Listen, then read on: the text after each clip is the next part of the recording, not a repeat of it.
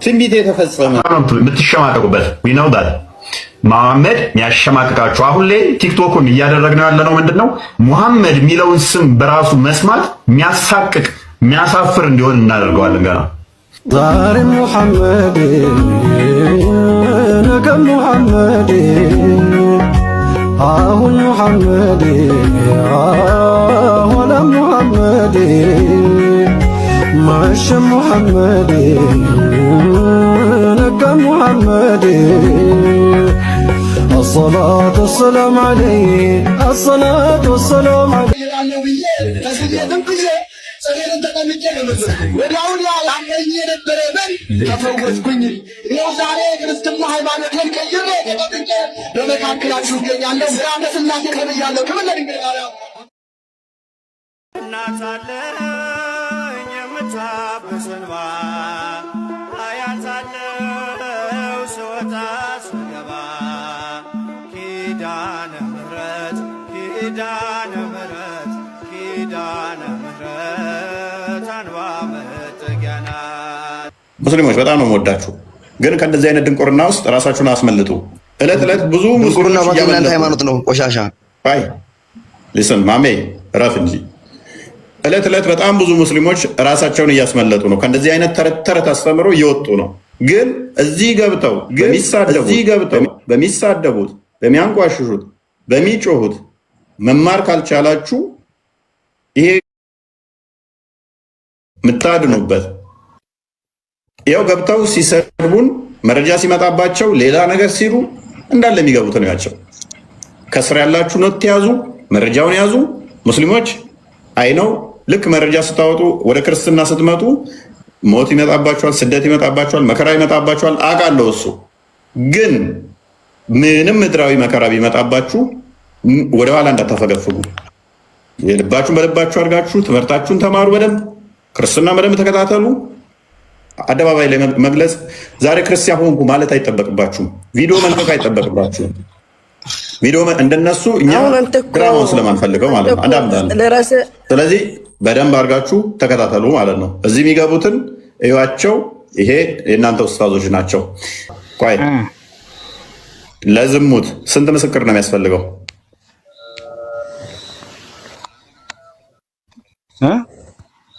አንድ አካል ዘሙቷል ለማለት ስንት ምስክር ያስፈልጋል?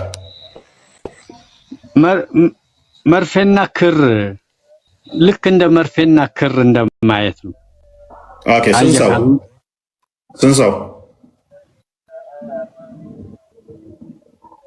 ሶስት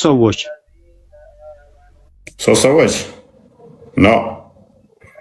ኖ ኡስታዝ ሰይድ ሶስት ሰዎች ነው የሚያስፈልገው ምስክር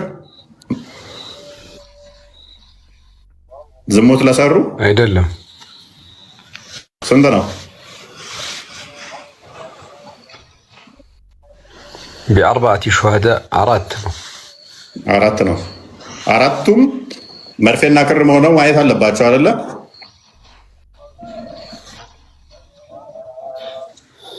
አዎ በትክክል ማየታቸው ማረጋገጥ አለባቸው። ኦኬ ወንዶች ናቸው ሴቶች ናቸው? አራት የሚሆኑት መርፌና ክር የሚለው አገላለጽ ነው። ኦኬ አገላለጥ ነው። ግን አራት ሴቶች መመስከር ይችላሉ ወንድ በሌለበት?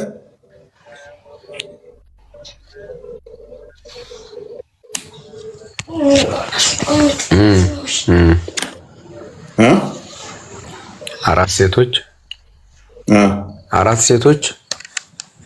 ሴቶች ብቻ መመስከር ይችላሉ። አራት ሴቶች ብቻ በጣም እየዘገየ ስለሚደርሰው ነው። ወይ እንግዲህ ምስክርነት በእስልምና አንድ ወንድ በሁለት ሴት ነው የሚተካውና እዚህ በአርባዕቲ ሹሃዳ የሚለው አራት ወንዶች እንዲመጡ ነው ምስክር የሚሆኑ ሰዎች። የምስክርነት ህግ ደግሞ ኡስታዝ ይቅርታ አድርጉልኝና ኢንተራፕት ስህተት ነው። እየሰማኋት ነበር፣ ውጭ ሆኜ እየሰማሁ ነበር። ስህተት ነው። ኦኬ ያ እየተከራከረች ነበረ። እዚህ ጋር ያሉት እየደገፏት እኔን ነበር እየተከራከሩ የነበረው። አይ እኔም እየሰማሁ ነበር። ኦኬ። ስለዚህ ምስክርነቱ ግልጽ ያርጉልን። እንዴት ነው እንግዲህ በአራት ምስክር ማቅረብ ካልቻለ ሚስቱን አንድ ሰው ወይም ሌሎች ሴቶችንም ማለት ሁለት ሰዎችን ዝሙት ሰርተዋል ብሎ መናገር አይቻልም ነው በእስልምና። አራት ሰዎች በትክክል አይተናል የሚሉ ግንኙነት ሲፈጽሙ በአይናችን አይተናል የሚሉ አራት ሰዎች እስካልቀረቡ ድረስ ህጉ አይፈጸምም፣ ቅጣቱ እርምጃ ይወሰድባቸውም ማለት ነው። ትክክል።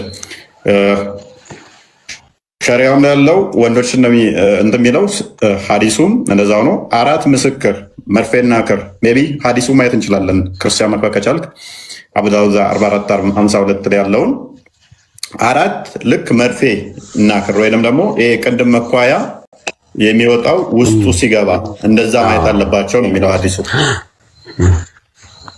እንደዛ ነው አይደል? ኦኬ። ሁለቱ አይተው ሁለቱ ግንኙነት ማድረጋቸው ምንም አይደረግም። ስለዚህ ሁለቱ መርፌና ክር ሲሆኑ ቢያዩ፣ ሁለቱ ደግሞ ተቃቅፈው ምናምን ነገር ቢያዩ እንደ ወሲቡን ባያዩ አይቀጡም ማለት ነው። ዘሙታዋል አይባልም። አዎ አይባልም። ዋናው ነገር የሚፈለገው ምንድነው? ነውሩን እንዳይነገር ስተቱ የለም ማለት አይደለም። ሁለት ሰዎች ቢያዩ ዝም እንዲሉ ነው የሚገደዱት። ከተናገሩ በትክክልም አይተዋል፣ ግን እርምጃ የሚወሰደው በእነሱ ላይ ነው የሚሆነው። ስም አጥፊ በመባል እርምጃ ነው። ሶስት ሰዎችም ቢያዩ ዝም ነው የሚሉት። ግን እኮ ሲዘሙት ሁለቱ አይተው ሲገባ ሲወጣ አይተው ዋሽታችኋል ተብለው እንዴት ይገረፋሉ? ትክክል ነው። ምክንያቱም አራት መሆን መስፈርት ከተደረገ ሶስትም ሁለትም አንድም ቢሆኑ በትክክል ቢናገሩ እያዩ ዝም እንዲሉ እንዲደብቁ ነው፣ ነውርን እንዲደብቁ ነው እንጂ የሚፈለገው እንዲያጋልጡ ስለማይፈለግ ነው። በእስልምና አስተምህሮት ነውር እንዲገለጥ አይፈለግም እንጂ እኮ በትክክል ታይቷል።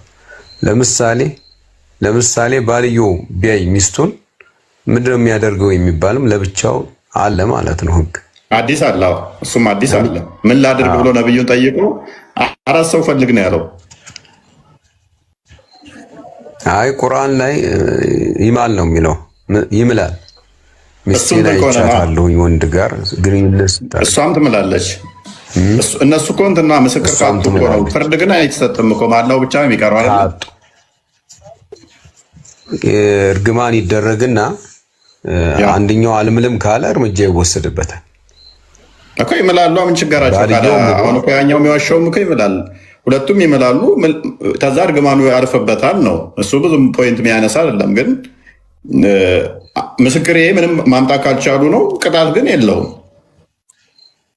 ቅጣት የሚኖረው ምንድን ነው? ለምሳሌ ባልየው ማለና 4 ጊዜ አምስተኛውንም ምሎ ከጨረሰ በኋላ ሚስትየዋ ስትጠየቅ አልምልም ካለች እና እውነቱን ነው ካለች እሷ ላይ እርምጃ ይወሰዳል ማለት ነው።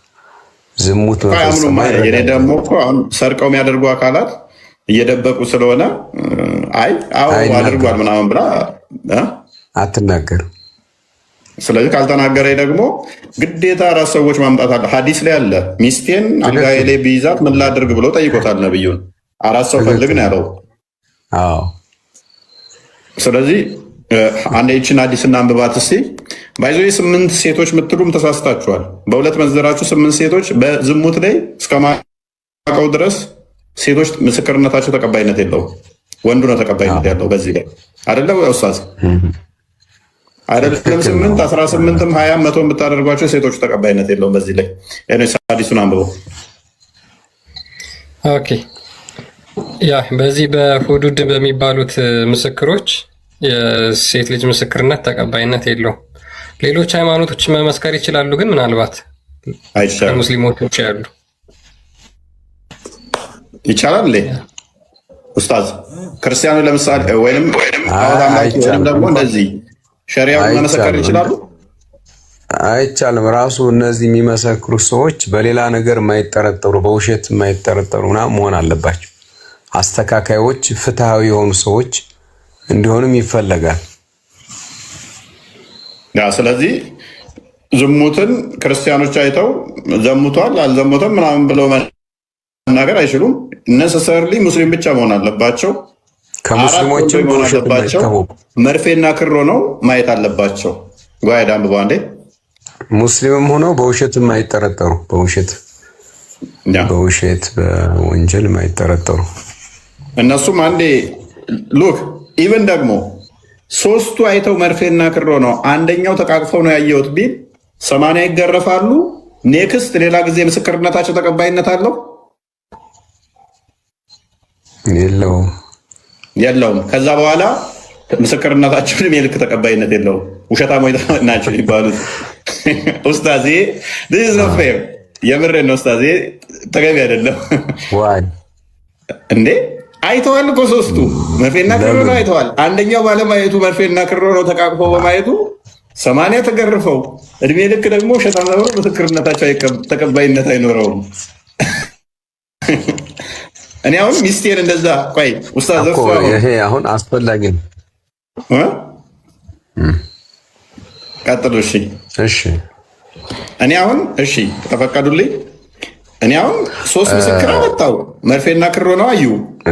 አንደኛው ግን ተቃቅፈው ራቁታቸውን ስላዩ 4 አልተሟላም ተብሎ 80 ተገርፈው ያመጣቸውም ሰዎች ምስክርነታቸው ተቀባይነት የለውም ሲባሉ ለወደፊትም ደግሞ መመስከር አትችሉም ሲባሉ ሌላ ጊዜ እንዴ ይሄ በጣም እኮ አንፌር የሆነ ነገር ነው ማለት ሰዎቹ እኮ እንዴ አይናቸውን እንዲጠራጠሩ አይቼ በተናገርኩት ምስክር ተጠይቄ እንዴ 80 ያገረፋለሁ። አንደኛው ባለማየቱ ሶስታችን አይተን እንዴት ነው 80 የሚያስገርፈኝ? ተዛም ደግሞ እድሜ ልክ ምስክርነት ተቀባይ አይባልም ውሸታም ተብዬ እንዴት ነው ይፈረድብኝ የሚለው እኮ በጣም አይ ዶንት ኖ። ይሄ ትክክል ነው ብዬ አላምንም። እንደ አሁን በሳይንሱ በቴክኖሎጂ በብዙ ነገሮች ትክክል ነው ብለህ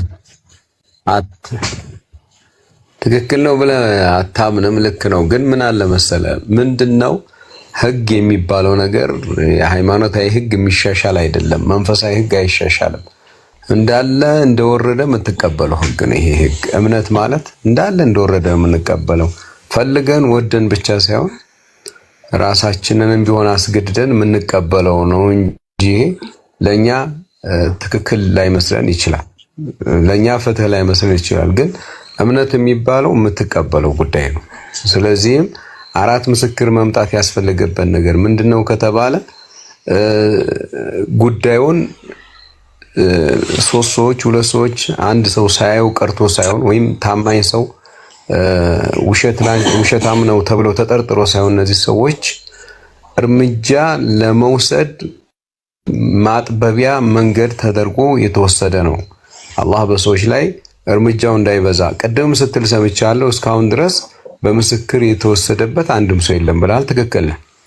ምክንያቱም ራሳቸው መጥተው ካላመኑ በስተቀር ይሄ እርምጃ እስካሁን ድረስ በመናቀው 4 ሰው መስክሮባቸው እርምጃ የተወሰደባቸው እኔም አላቅም ካነበብኩት። ስለዚህ ትክክል ነው የምትለው ይሁን ምንድነው የሰዎችን ስህተት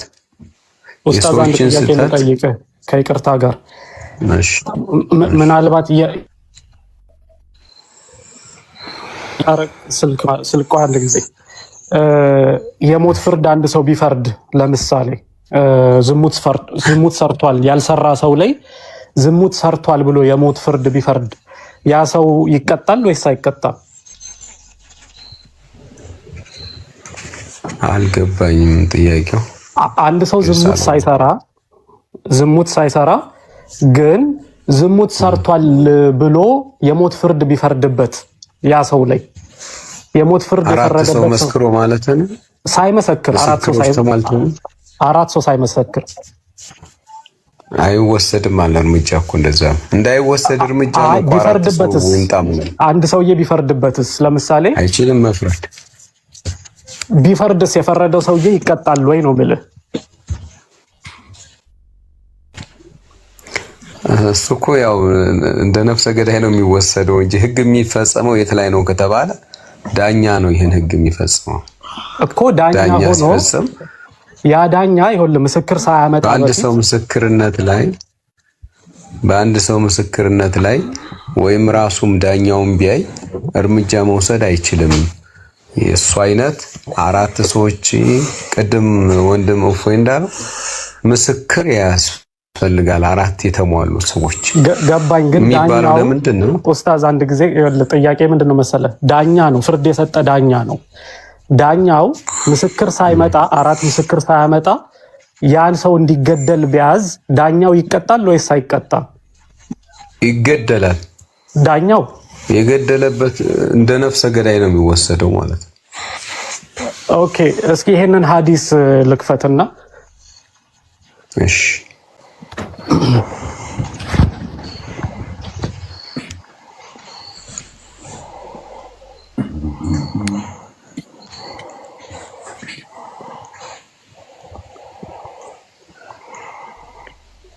ዩቲዩብ ላይ ያላችሁ ሰላም ብያለሁ። ዩቲዩብን አዘጋጀው ክርስቲያን ወይን ቃል አንዳችሁ እኔ ጥያቄ አለኝ። እፎይ አሁን ባነሳው ወንድማችን አልመለሰውም ኡስታዙ።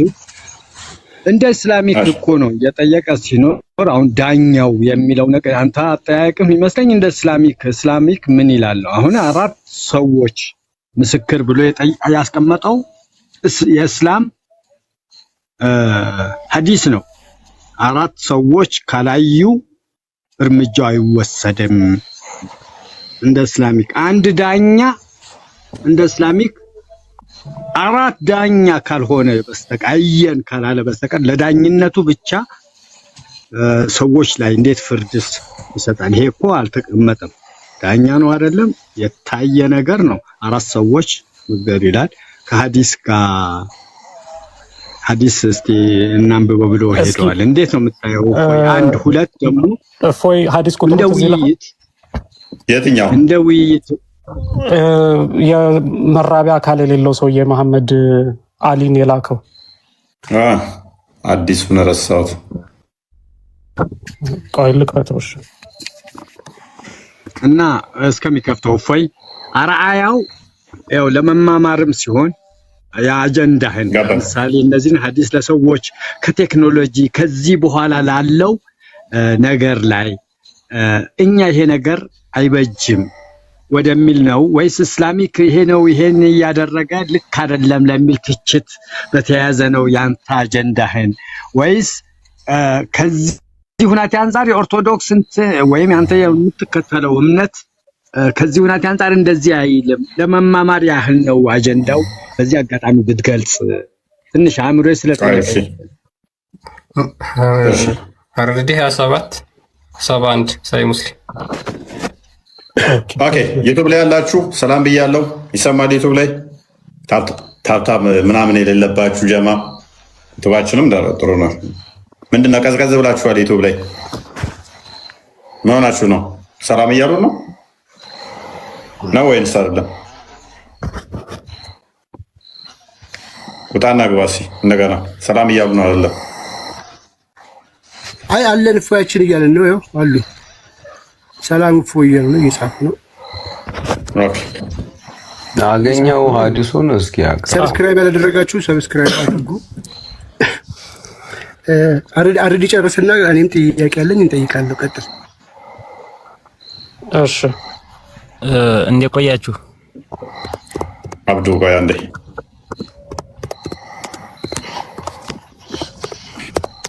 እሺ አረብኛውን ላድርግልህ ወይስ በአማርኛ? ማን ይሆን የሚያንኮራፋ? ችግር የለም በአማርኛ። እሺ ይቅርታ፣ ያው እንዲህ ይላል።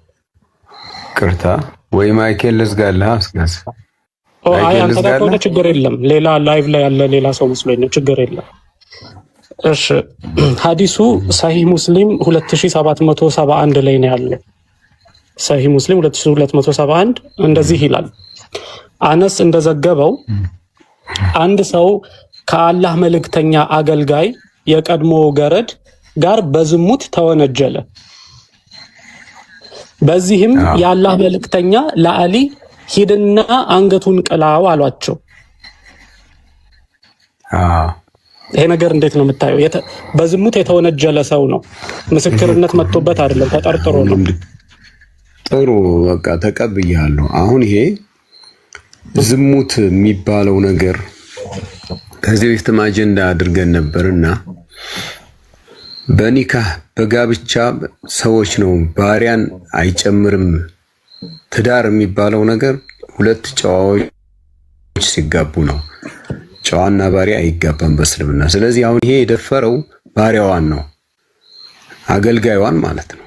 ግልጽ ነው፣ አገልጋዩ። ስለዚህ ጨዋ ትዳር የሚባለው ሁለት ጨዋ ወንድና ጨዋ ሴት ሲጋቡ ነው። አለበለዚያ ሰውየው በባሪያው ቢጣቀም ወይም እንትን ቢል ይሄ ትዳር አይባልም፣ ዝሙት ነው የሚባለው ይሄ ቀጥታ።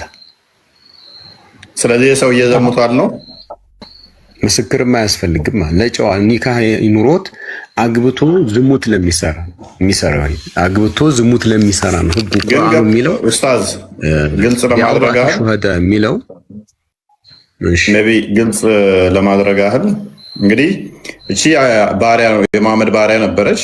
ሌላ ሰው ዘሙቶባታል ተብሎ ጥርጣሬ መጣ። ዘሙታ ወይ ግንኙነት አድርጋለች በሚል ማለት ነው። ማርያ ቅብጥያ መሐመድ ባሪያው ነበረች። ለምሳሌ ልክ እሷ አድርጓታል መሐመድ። እሱ ለራሱ ስለሆነ የተፈቀደች ነች አይደለ ለመሐመድ። እሺ ግን ይሄንኛው ደግሞ ሌላ ግለሰብ ነው። ሌላ ግለሰብ የእሱም ባሪያ ወሲብ አድርጓታል ተብሎ ተነገረ፣ በዝሙት ተነገረ ማለት ነው። ወንጀል ተወነጀለ ሌላ አካል ማለት ነው የዚህኛው። ከዛ መሐመድ የሰጠው ትእዛዝ ዝሙት ፈጸመ። በቃ ባጭሩ ሂድና አንገቱን ቅላው መሐመድ ያለው። ኦኬ እሺ። ስለዚህ ያለ ምስክርም አያስፈልግም ነው የምትለኝ? ለዚህ ባሪያ ይኸውልህ፣ አሁን ዝሙትን የሰሩት ማንና ማን ናቸው? ባለትዳሮች አይደሉም እያልኩ ነው እዚህ ላይ እኮ። ለነዛ ምስክር አያስፈልግም ወይ ነው የምልህ? አያስፈልግም። ለምን ብትለኝ ይሄ ሰውዬ ባሪያን ነው እንጂ ግንኙነት ያደረገው ጨዋን አይደለም። ታዲያ ያለ ምስክር ነው ሊገደል? የተጠረጠረን ሰው ስለተጠረጠረ ብቻ ይገደላል ማለት ነው? ለምን? ዝሙት እኮ ፈጽሟል። አይደለም ይኸው ፈጽሟል፣ ተወነጀለ ነው የሚለው። ይኸው በዝሙት ተወነጀለ፣ ተጠረጠረ ማለት ነው። ተወነጀለ ማለት ጥፋተኛ ሆኖ ተገኘ ማለት አይደለም። ይሄ አረብኛውን አምጣልኝ። እሺ አይ በቃ ልቀጥልና ላምብልህ። መወንጀል ብቻ እንደነበረ ላሳየልህ። ለአሊ ሂድና አንገቱን ቅላው አላቸው። አሊይም ወደ እርሱ ሄደው ሰውነቱን ለማቀዝቀዝ በጉድጓድ ውስጥ አገኙት፣ በጉድጓድ ውሃ ውስጥ አገኙት። አሊይም ውጣ አሉት። እጁንም ይዘው ባወጡት ጊዜ ብልቱ የተቆረጠ ጃንደረባ የተኮላሸ ሆኖ አገኙት። አሊይም አንገቱን ከመቅላት ተቆጠበ። ወደ አላህ መልእክተኛም ተመልሰው በመምጣት የአላህ መልእክተኛ ሆይ እርሱ እኮ ምንም አይነት የወንድ ብልት የለውም አሏቸው ይለናል። እና ይሄ መሐመድ ያስተላለፈው ትዕዛዝ ተገቢ ነው ብለህ ታስባለህ? እሺ እዚህ ላይ የምትወስደው ምንድነው? ቀጥታ ሐዲሱ ላይ አረብኛውን አምጣልኝ ያልኩ ምንድነው? እርምጃው ተወስዷል፣ ታዟል። አለመፈጸሙ ሰውየው ትክክል አለመፈጸሙን ስለ ብልት አለመኖሩ ስለተቆረጠ በሚል አልያ እርምጃ አልወሰዱም እንጂ እርምጃው ተወስዷል ነው የምንለው በእስልምና አስተምህሮት። ለምን ቢባል ምስክር ምናምን አጣርተህ ግደለው ሳይሆን ቀጥታ ሂደህ አንገቱን ቅላው የተባለው። ለምን ይሄ ተባለ ነው ጥያቄያችን። ይሄ የተባለው ዝሙት ሰሪው ዝሙት የሰራባት ሴት ባሪያ ነች ነው። ባሪያ ላይ መዘሙት እና ጨዋ ላይ መዘሙት ብልት የለውም እኮ ሰውየው። አሊ እኮ መጥቶ ሲመለከት እኮ ታዲያ ብልት የሌለው ሰውዬ እንዴት አድርጎ ዝሙት ይሰራል? እኮ አልተቀላም እኮ ዝሙቱ ሲታይ የተከለከለበት እንዳይቀላ የተደረገበት ምክንያት ምንድነው? አልይ የታዘዙትን ያልፈጸሙበት ምክንያት ሲያዩት ብልቱ እንደዛ ሆነ አይደል እንዴ? ይሄ ሰውዬ አውቆ ይቁረጠው ኋላ ይቁረጠው ወይስ መጀመሪያ ቆራጣ ይሁን የምናውቀው ነገር ዝሙት ሰርቶ እንዳይገደል በሸላው ቆረጠው ምን ይታወቃል? አሁን እርግጠኛ መሆን አንችልም እኛ። ብቻ ምንድነው ግደለው የሚለው ፍርድ ነው። እሱ ነው ምን ይዘው ዋናው ነገር። ለምን ግደለው ተባለ? አንድ ሰው ምስክር ሳይቀርብብን ያንተ እንደዛ ከሆነ ታዲያ ኡስታዝ ሌላ ችግር ያመጣል፣ አጣብቂኝ ውስጥ ይከቶታል። ምክንያቱም አንድ ሰው ዝሙት ሰርቶ እንዳይገደል ቢቆርጥስ አራት ሰው ምስክር መጥቶበት ይማራል ማለት ነው? አይማርም። ያማ ምስክር መጥቶ ምናልባት እዚህ ጋር እኮ ግን ታዲያ እሺ እንዲያው ያሁኑን ያንን እንለፍና መሐመድ ሂድና አንገቱን ቅላው ነው የሚለው በቁርአን ላይ። ቆይ ግን በቁርአን ላይ ግን ያላገቡ ሴቶች ዝሙት ቢፈጽሙ ፍርዱ በምንድነው? ግርፋት ነው እንጂ አንገት መቀላት አይደለም። መሐመድ እንዴት ነው ከዚህ ጋር እንዴት ነው እዚህ ጋር ታዲያ መሐመድ ከቁርአኑ የተለየ ህግ የሚሰጠው? ያላገባች ሴት ማናት? አሁን እዚህ ላይ ባሪያዋ ነች። ባሪያ እኮ አያገባም አልነህ እኮ። ባሪያ አያገባም በእስልምና። ባሪያ እኮ አላገባም። ይኸው እስኪ እፎይ ይንገረና። ባሪያ ኖርማል ወሲብ የምትደረግ ነች። ማንም ሰው ጌታዋ ወሲብ የሚያደርጋት ነች። ገባኝ እኮ ያላገባች ሴት ነች። ስለዚህ ያላገባች ሴት ላይ ደግሞ ዝሙት ከፈጸምክ ህጉ የሚለው ምንድን ነው? ግርፋት ነው አይደለም? ያቺ ይኸውልህ ባሪያ ሳትሆን ወጣቱና ትዳር ሳትይዝ ለማግባት ብቁ የሆነች ጨዋ የሚያገባት ሴት ዝሙት ብትሰራ ወይም ማግባት የሚችል ወጣት ጨዋ የሆነ ወጣት ዝሙት ቢሰራ አይገደልም፣ ይገረፋል። የቁርአኑ አንቀጽ ግን እንደዛ አይልማ።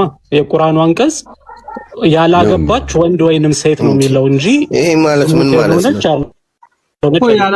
ያላገባ ማለት ግንኙነት ያገባ ግንኙነት አድርጎ አይቷል አግኝቶ ለአቅመ አዳም ካልደረሰ ድረስ አንድ ወንድ ልጅ አልገባችሁም? ጥያቄ ረመዳንም ተውፊቅም አልገባችሁም? ኡስታዝ ሰይድ ገብቶታል። አሁን ጥያቄ ላይ ቁርአኑ አንቀጽ ግን እንደዛ አይልማ እኮ ያስረዳን። እሺ ያው እስላማዊ መልስ ነው የምሰጠን። እስላማዊ መልስ ነው የምመልስልህ፣ ሐሳቤንም አይደለም። ስለዚህ የምታቀርባቸው መረጃዎች ትክክል ናቸው። ትርጉማቸው ግን በጣም ማስተዋል ይፈልጋል። አሁንም እኔም ብቻ ሳይሆን እፎይንም እየሰማው ከሆነ ሰዎች በእስልምና ሙስሊምም ቢሆኑ ባይሆኑም ባሪያ የሚባሉ ሰዎች አሉ።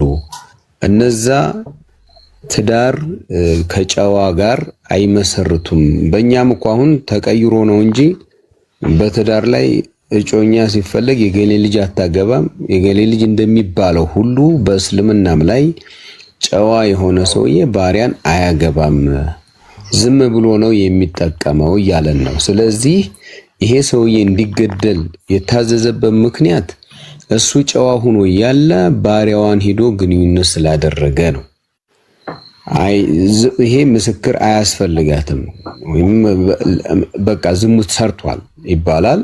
ይሄ ነው። ሁለተኛ ያነሳ ወጣት አይደለችም ወይ ያልከው፣ ወጣት ብትሆንም ባሪያ ያላገባች ብትሆንም ትዳር የሚባለው ጨዋዎች ሲያገቡ ነው ኒካህ የሚባለው እንጂ ኒካህ የሚባለው አይታሰርም ለባሪያ እያልኩ ነው። ስለዚህ አይ በቃ ባጭሩ ኡስታዝ ባጭሩ በቁርአን ውስጥ ለባሪያዎች ዝሙት ቢሰሩ ለምሳሌ አረባካችሁ ተውፊቅ አንድ ጊዜ ስለዚህ በቁርአን ውስጥ ባሪያዎች ዝሙት ቢሰሩ የተሰጠ ህግ የለም ማለት ነው በቁርአን ውስጥ አይደል? ባጭሩ በቃ ይሄንን ነው። ተቆራርጧል ድምጽ። ባጭሩ ባሪያዎች ዝሙት ቢሰሩ በቁርአን የተሰጠ ህግ የለም። ቁርአን ውስጥ የተሰጠው ህግ ባሪያ ላልሆኑ ሙስሊሞች ነው ማለት ነው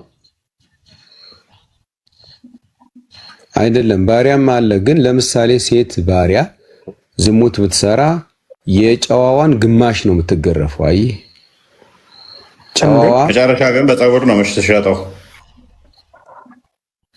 እሱ ችግር የለም እንስማማለን። እፎይ ሐዲስ እኮ የመጣን ነገር መቀየር አንችልም፣ ማመን አለብን። ምንም ታዲያ እዚህ ጋር ተጋጨና ታዲያ የምንቀይረው ሐሳብ አይኖርም። የጨዋዋን ግማሽ ከሆነ የምትገረፈው በቁርአን የተቀመጠው ህግ እንደዛ ከሆነ መሐመድ ግን እዚህ ጋር አንገት እንዲቀላ ነው ያዘዘው አይደል? የማን አንገት? የእሷ እኮ አይደለም። እሷ እኮ ምንም አልተደረገችም። እሺ ለወንዱ የተሰጠ ህግ አለ ወንዱ አንገቱ ይቀላ የተባለው ጨዋ ስለሆነ ነው። ወንድሜዋ ወንዱ ጨዋ ስለሆነ አንገቱ ይቀላ ተባለ። እሷ ግን ባሪያ ስለሆነች ቆይ ወንዱ ግን እኮ ታዲያ በቁርአን ላይ ዝሙት ከሰራ ያላገባውን ዝሙት ከሰራ ለወንዱ በቤት ውስጥ እንዲቆለፍበትና ለዛ ረጅም ጊዜ እንዲቆይ ነው ትዕዛዝ የታዘዘበት አይደል እንዴ?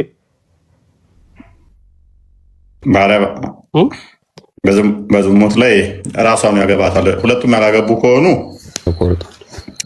ተጋርፈው እርስ በርሳቸው ይጋባሉ። እፎይ ለምን መፍትሄ ለምን አንተ ታውቀዋለህ አይደል? ለምን አልነግረንም? ይህንኛው ፍርዱ ትንሽ ውስብስብ እንትን አለው። ስህተት የተካሄደበት ስለሆነ ሐዲሱ መሐመድ ፍርድ ከሰጠ በኋላ ግን ሰውየው ብልት የለውም። አሁን አጣብቂኝ ውስጥ የሚከተው አንድም ይሄ ነው። ሁለት ያላገቡ ዝሙት ከሰሩ ሁለቱ ይጋባሉ እርስ በርሳቸው። እንደዛ ነው የሚሆነው። ተገርፈው አይ ቲንክ 80 ነው 100 ተገርፈው እርስ በርስ ይጋባሉ። ዘማዊቷ ዘማዊ እንጂ ሌላ አስተሳሰብ ከሆነ እንደዚህ አይደለም። በእስልምና አይደለም። በእስልምና ይራራቃሉ። አመት እንደው ከሁለቱ ውጭ ሌላ ማግባት አይችሉም አይደለ? ያገቡ ደግሞ ተወግረው ይገደላሉ። ግድያ ነው የሚፈጸምባቸው። አሁን ይህንኛው ፍርዱ ሌላ ያላገቡም አይጋቡም። ዝሙት የሰሩ ሁለት ወንድና ሴቶች ዝሙት የሰሩ ያላገቡ ከሆነ ይራራቃሉ እንጂ አመት እንዲርቁ ይደረጋሉ፣ እንዳይተያዩ ይደረጋሉ። እሱ መጋባትም አይችሉም። ሱረቱ ኑርን ክፈትልኝ አንዴ። እሺ ቁርአን ነው ሱረቱ ኑር አንዴ ክፈቱልኝ አንዳችሁ 24ኛው አዛኒ ላይን ከወላ አዛኒን አው ሙሽሪኪን ከሆነ እሱ ሌላ ተፍሲር። ኦኬ እሺ ቁጥር 2 ምን ይላል? እሺ እቺን ቁርአን ፈስሯል። ኢላ አዛኒን አው ሙሽሪክ ወሁረመ ذلك على المؤمنين ይላል። አየው እሺ ምን በሏቸው? ማኞች ላይ ይሄ አይሰራም። ምን በሏቸው? ሲያማርኛ ማንበው ዳይ ተቆርጦ ይታይ። ዝሙተኛይቱና ዝሙተኛው ከሁለቱ እያንዳንዳቸውን ያላገቡ እንደሆነ 100 ግርፋትን ግረፏቸው። እሺ በእነርሱም በአላህ ፍርድ ርኅራኄ የተያዙ በአላህና በመጨረሻው ቀን የምታምኑ እንደሆናችሁ ወጅሊዱ ኩለ ዋሂድ ሚንሁማ ሚአት ጀልድ አትራሩ። ቅጣታቸውም ከምዕመናን ጭፍሮች ይገኙበታል። ቁጥር 3 ምን ይላል? ዝሙተኛይቱን ወይም አጋሪቱን እንጂ አያገባም። ምን ማለት ነው? 100 ከተገረፉ በኋላ ዝሙተኛይቱን አያገባትም ምን ማለት ነው? ከዛ ቀጥሎ ምን አለ? ሁሪመ ذلك على المؤمنين አለ አይደል? በአማኞች ላይ ይሄ ሐራም ተደርጓል። ምኑ ሙእሚን አማኝ የሆነ ሰው ይሄ ክልክል ነው። እኛ እያወራን ያለነው ስለ አማኞች ነው፣ ስላላመኑ አይደለም። ምን የሚለው? ቆይ እስኪ ዝሙተኛይን እንጂ አያገባ የሚለው አያገባም። አው ሙሽሪክ ወይ ደግሞ ሙሽሪክን ነው የሚያገባው አለ። ማንኛው ሙሽሪክ ነው ያገባው? وحرم ذلك على المؤمنين ቆይ እንትን በለው። አማርኛውን አይታየኝም። በወዳኛው ዝሙተኛይቱንም ዝሙተኛ ወይም እሺ አጋሪ እንጂ አያገባትም ማለት ይህም በምዕመናን ላይ ተከልክሏል። የተከለከለው የትኛው ነው? ሙሽሪክ ነው የሚያገባት? ዝሙት የሰራባትን ማግባት አማኞች አይሰራም። እነሱ ሙሽሪኮች ናቸው። እነሱ ሙሽሪክ የሆኑ ዝሙተኛ ወይ ሙሽሪክ ነው የሚያገባት ማለት። አማኞች ግን ክልክል ተደርጎባቸዋል። ዝሙት ቢሰሩ እርምጃ ነው የሚወሰድባቸው እንጂ ዝሙት የሰሩባትን አያገቡም ነው። ሁሪመ ذلك على المؤمنين በአማኞች ላይ ይሄ የተከለከለ ነው። ኖ እኔ ግልጽ አልሆነልኝም። አክቹዋሊ እኔ እንደዛ አይደለም የምረዳው። ግልጽ ለመሆን ለምሳሌ አንተ አለህን በል ፎይና አንተ የሃይማኖት አማኝ ነህ ደግሞ ሌላ የበታች ሰው የወረደ ስነ ምግባሩ እንትን ያለ ሰው ይኖራል፣ ደግሞ ዝሙተኛ ሰው ይኖራል፣ ዝም ብሎ ይሆናል። ስለዚህ በአንተ ላይ የሚወሰደው እርምጃ አማኝ ስለሆንክና በዚህ ልማዱ በሆነው በታች በወረደው ሰው ላይ ይለያያል። በአንተ ላይ ክልክል የሆነ ነገር በአንተ ላይ ጉዳዩ የጠበቀ ነው የሚሆነው ማለት ነው። እንደዚህ ማለት ለምሳሌ የቆረበ ምን ያለ በእንትን ያገባ ስለ ሙሽሪኮች አይመለከተውም እኮ እስልምና ለሙሽሪኮች ፍርድ ይሰጣል ለሙሽሪኮች ፍርድ ይሰጣል። አዎ ይሰጣል እኮ በአይሁድም ላይ እኮ ተፈርዷል። ታውቃለህ አይሁድ እነሱ መጽሐፋቸው ስላላቸው ነው። አዎ እንጂ እኮ አማኝ አይደሉም አይሁዶች እኮ ሙሽሪክ ነው የምንላቸው። አይ አማኝ ከሃዲዎች ናቸው። ማን አይሁዶች ነው? አይሁዶች ዙሮ ከሃዲዎች ናቸው። ሙስሊሞች አይደሉም፣ ሙእሚኖች አይደሉም። አሁን ግን ወደ ቅድሙ ርዕስ ብንመለስ ይሰማል? ይሰማል። ወደ ቅድሙ ወንድም አርዲ ባመጣው መረጃ ብንመለስ በአጭሩ በእስልምና ባሪያና ጨዋ የሚባል ልዩነት መኖሩን ማረጋገጥ አለብን። ቢመቸንም ባይመቸንም ሃይማኖት ውስጥ ካለው ድረስ እሺ ያልተፈረደበት ምክንያት ስለሌለው ነው አይደለ ሰይድ? አዎ ጨዋ ነው። ግን ብልቱን ሳይ አንገቱን ቢቆርጠውስ ማንኛው ነው ወንጀለኛ? አይ ታዞ እኮ ነው የሚፈጽመው። የነብይ ትእዛዝ ነው የሚፈጽመው። እንደውም መግደል ነበረብን ማለት ነው። ነብዩ ደግሞ ሙሐመድና አላህና ሙሐመድ የደነገጉት ለማንም ለዋጭ የላቸውም ይላል አለ ሱረቱ አዛብ 6 ላይ። ምኑን ሙሐመድና አላህ የደነገጉት ወይንም የወሰኑትን ለእናንተ ለውጥ የላችሁም ለዋጭ የላችሁም ይላል አይደለ? ቁርአኑ ማለት ነው። መቀየር አትችሉም ማለት ነው። አሊ ግን ቀየረ። ብልቱን አይቶ አሊ ግን ቀየረ። አሊ ምርጫ መጣ። ግደል ተብሎ አልገደለም፣ ግደል ተብሎ አልገደለም። ስለዚህ መለወጥ ይቻላል ማለት ነው። አልገደለም የሚል ግን አሁን ሐዲስ ላይ አግኝተናል እኛ። አዎ መጣውና እኮ የለውም ማለት እኮ ሳይገለው መጣ። ብልቱ የተቆረጠ ሆኖ አገኘው ነው የሚለው እኮ። ብልት የለውም። ብልት ስለሌለው የሴፍ ፍላጎት የለውም ብሎ ተው ሳይገለው እኮ። ሰውየው ሞቆት ታጥቦ ፀሐይ እየሞቀ ነበር ራቁቱን። ሲያዩ ብልት የለውም፣ ይሄማ ዝሙት አያደርግም ብሎ ትቶት መጣ። ሂድና ገደለው ተብሎ። ስለዚህ አሁን በዚህ መሰረት አሊ ትክክለኛ ከሆነ መሐመድ ውሸተኛ ይሆናል። መሐመድ ትክክለኛ ከሆነ ደግሞ አሊ የመሐመድን ሕግ ጥሷል፣ አፍርሷል። መሐመድ ደግሞ ይሄንን ፍርድ ሰጥቶ አለመፈጸሙ በራሱ ደግሞ በዝሙት ላይ መስካሪዎች ከዋሹ ኔክስ ተቀባይነት መረጃቸው የላቸውም እና መሐመድ ኔክስ ተቀባይ አይሆንም ማለት ነው። እርስዎ ቅድምም ብለውኛል። በዝሙት ላይ የተናገረው ሰውዬ ካላሟላ ኔክስ እድሜ ልኩን ተቀባይ አይሆንም መረጃው ተባብለን ተስማምተናል። ስለዚህ መሐመድን ለምትከተሉት ታዲያ እውነተኛ ይሄ እኮ ባሪያ ጉዳዮች እንለይ እንጂ ምስክር አያስፈልግም እዚህ ቦታ ላይ ብለናል። ቃሉም የምስክር ቃል አይደለም፣ የእርምጃ መወሳሰድ ህግ ነው እኮ። እርምጃውን እኮ ምስክር ሰምቶ ነው አይደለም ፍርድ የሚሰጠው አይደለም። ያለ ምስክር ፍርድ ሲሰጥ ደግሞ የተሳሳተ ነው። ፍርዱ ደግሞ የተሳሳተ ነው። ለምን ማለት ይቻላል እንጂ አይደለም። ሰውየውም ብልት የለውም። አሁን እኮ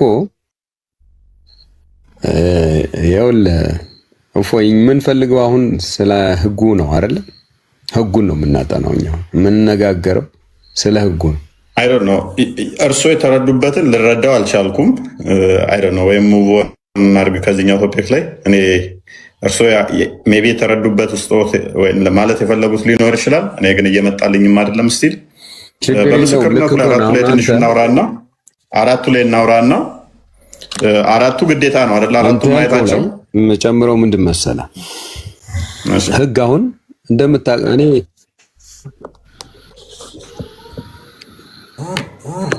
ዑመርም እኮ ይቃወም ነበር አንገቱን ከመቅላት ታጋለህ ተቆጠበ የሚለው ይሆንና የአሊ አልገደለውም የሚለውን አሳየኝ ስላልከኝ ነው። ይሄው አንገቱን ከመቅላት ተቆጠበ፣ አልገደለውም። ወደ አላህ መልእክተኛ ተመልሶም በመምጣት የአላህ መልእክተኛ ሆይ እርሱ እኮ ምንም አይነት የወንድነት ብልት የለውም አላቸው ነው የሚለው። ስለዚህ አልገደለውም። ግልጽ ነው አይደለ አሏቸው። ከዛ በኋላ ምን ይደረግ መረጃ የለን እንዴ? አንገቱን ከመቅላት ተቆጠበ አልገደለውም እያለ ሄደው መልስ ሰጥተዋል። አይ ይኸው ለታች እኮ አልይ ተመለሰና ይኸው ምክንያቱን አቀረበ። ያልገደለበትን ምክንያት ወደ አላህ መልእክተኛ ሄደና ብልት የለውም ብሎ ተናገረ። ባይኖር ገደለው ብለው ያስገድሉት ወይስ ይተውት? እንደዛ አይደለም የምትረዳው ኡስታዝ። በአራት ነጥብ እኮ የተዘጋበት ምክንያት ሰውየው ተገሎ ቢሆን ኖሮ እንደዚህ ታሪክ አይቋጭም። በነገራችን ላይ ሰውየው ተገሎ ቢሆን ኖሮ ታሪኩን ይቀጥሉ ነበረ። ግን ስላልተገደለ አይ ይሄንን እርሶም ሄደው ቼክ ማድረግ ይችላሉ። ሌላ ቦታ ላይ ቢገደል ኖሮ ይሄ ሰውዬ ታሪክ እንዲህ አይቋጭም። እንደዚህ የትም ቦታ ላይ ሲጻፍ ከአጻጻፍ ትረዳለህ ምን እንደተከሰተ። ከአሊ ያልገደለውም ሰውየውን መሐመድ ጋር ሄዶ ያልገደለበትን ምክንያት ተናገረ፣ አበቃ እንጂ አይ ወደፊት እኮ ተገዶ ሊሆን ይችላል ብለህ የራስህን ጨምረህ ግን ማሰብ አትችልም። አልተገደለም ማለትም ራስን መጨመር ነው የሚሆነው። አይ አልተገደለም ይላል፣ ቆሟል ጉዳዩ ይቆማል። አልተገደለም አለቀ። ሳይገለው ግን ሄደ፣ ያልገደለበትን ምክንያት አቀረበ፣ አለቀ። ምክንያቱም ካቀረበ በኋላ ምንም የተደረገ ነገር ማረጋገጫ መጨረሻ ላይ የተነገረን ነገር የለም ነው። ቢኖር ኖሮ ይጨመር ነበር ነው። ቢገደልም ባይገደል አንተ በሚመችን ሄድና አልተገደለም እንበልሽ። አንተ ተገደለም እንበል ወይስ አልተገደለም እንበል? እስኪ ንገረኝ። አልተገደለም። ያልተገደለበት ምክንያት ደግሞ ብልት ስለሌለው ነው። መሐመድ ግን በስህተት ሳያጣራ ይህን ሰውዬ የሞት ፍርድ ፈርዶበት ነበር ነው ሐሳባችን። ተቀበልኩ። እሺ መሐመድ እንደምታውቀው ዳኛ ነው አይደለም? ፈራጅ ነው፣ መግደል ይችላል ሳያጣራ። አሁንስ ለምን ማን ይከለክለዋል? ቢገለው ሳያጣራ ማለት ነው። አሁንም መግደል ማን ይከለክለዋል ነው ምን እኮ ሳያጣራ ሰውን ምስኪን ሰውን መረጃው ከመጣ በኋላ አልይ ብልት የለውም ሲላቸው መተዋቸውን ከፈለክ አንተ አልገደለውም ማለትን ከወደድን ያልገደሉበት ምክንያት ክፋት አለው ወይ ነው? አረ መግደል ይችላል ነበር በጉልበት የሚያስተዳድር ቢሆን ነው። የኛ ጥያቄ እንዴት የሰው ነፍስን ሰውን የሚያክል ነገርን ሳታጣራ አንድን ነገር ቼክ ሳታደርግ ነፍሱን አጥፋ ብለህ እሱን እኔ ምን አልኩ መሰለህ? እሱን እኮ ብልቱን ይሄ የኔም እና ግን ርዕስህን እኔ ይዤልሃለሁ አርዲ ምንድነው ብትለኝ በአንድ ሰው ምስክርስ ነው ያልከኝ። ስጠይቀኝ መግደል ይቻላል ወይ ያልከኝ አይቻል መሰለኝ። ይሄን መረጃ መጣ። ይሄ በአንድ ሰው ዳኛው ግደሉ ቢል ይገደላል ላልከው ሰውየው የደፈራት ባሪያ ስለሆነች ነው። ባሪያና ጨዋ ከተገናኙ ምስክር አያስፈልግም። አይ ኡስታዝ በጣም ተላልፈናል። እኔ ደግሞ እያልኩኝ ያለው ሰውየው ተጠርጥሮ ነው እንጂ አልደፈራትም። መሐመድ ይሄንን ሳያጣራ የሞት ፍርድ ፈረደ ይሁናል።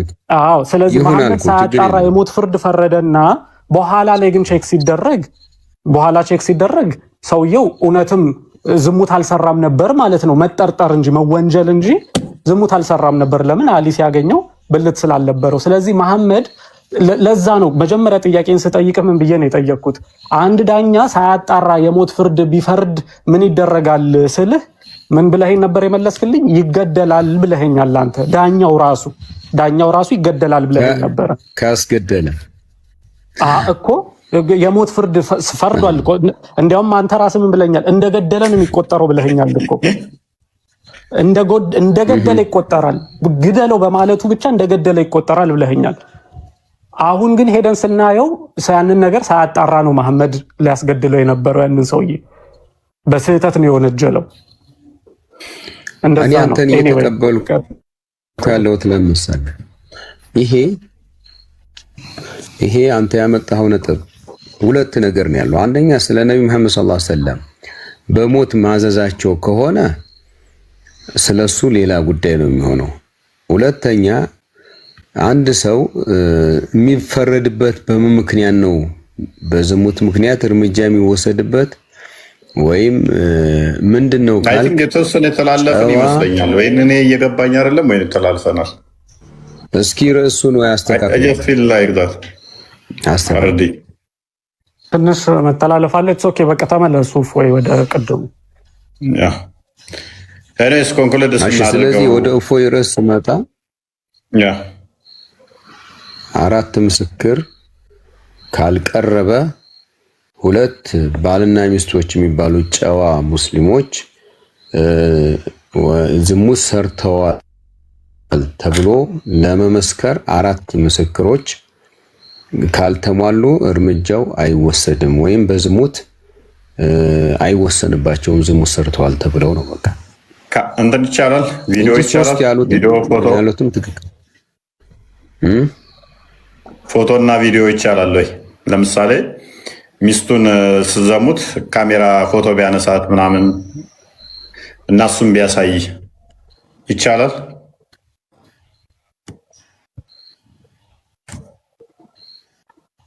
ካሜራ ፎቶ ቢያነሳ ወይንም ደግሞ ባሏ ሲዘሙት ፎቶ ብታነሳው ቪዲዮ ብታነሳ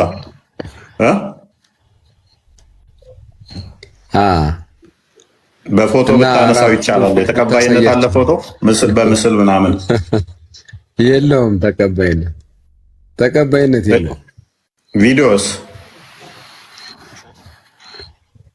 ቪዲዮ እኮ አሁን ለምሳሌ እኔ አንተን አነሳሁና አራት ሰዎች አሳይቼ ወይም ሶስት ሰዎች ጨምሬ ይዤ በመጣ በአይናችሁ እኮ ያያችሁት ቪዲዮ ነው እንጂ እነዛስ ያ አይሆንም። እሺ ቪዲዮውንስ ለዳኛው ብሰጠው እንዴት ይሆናል? ዳኛውን ባሳየውስ ቪዲዮውን መፍረድ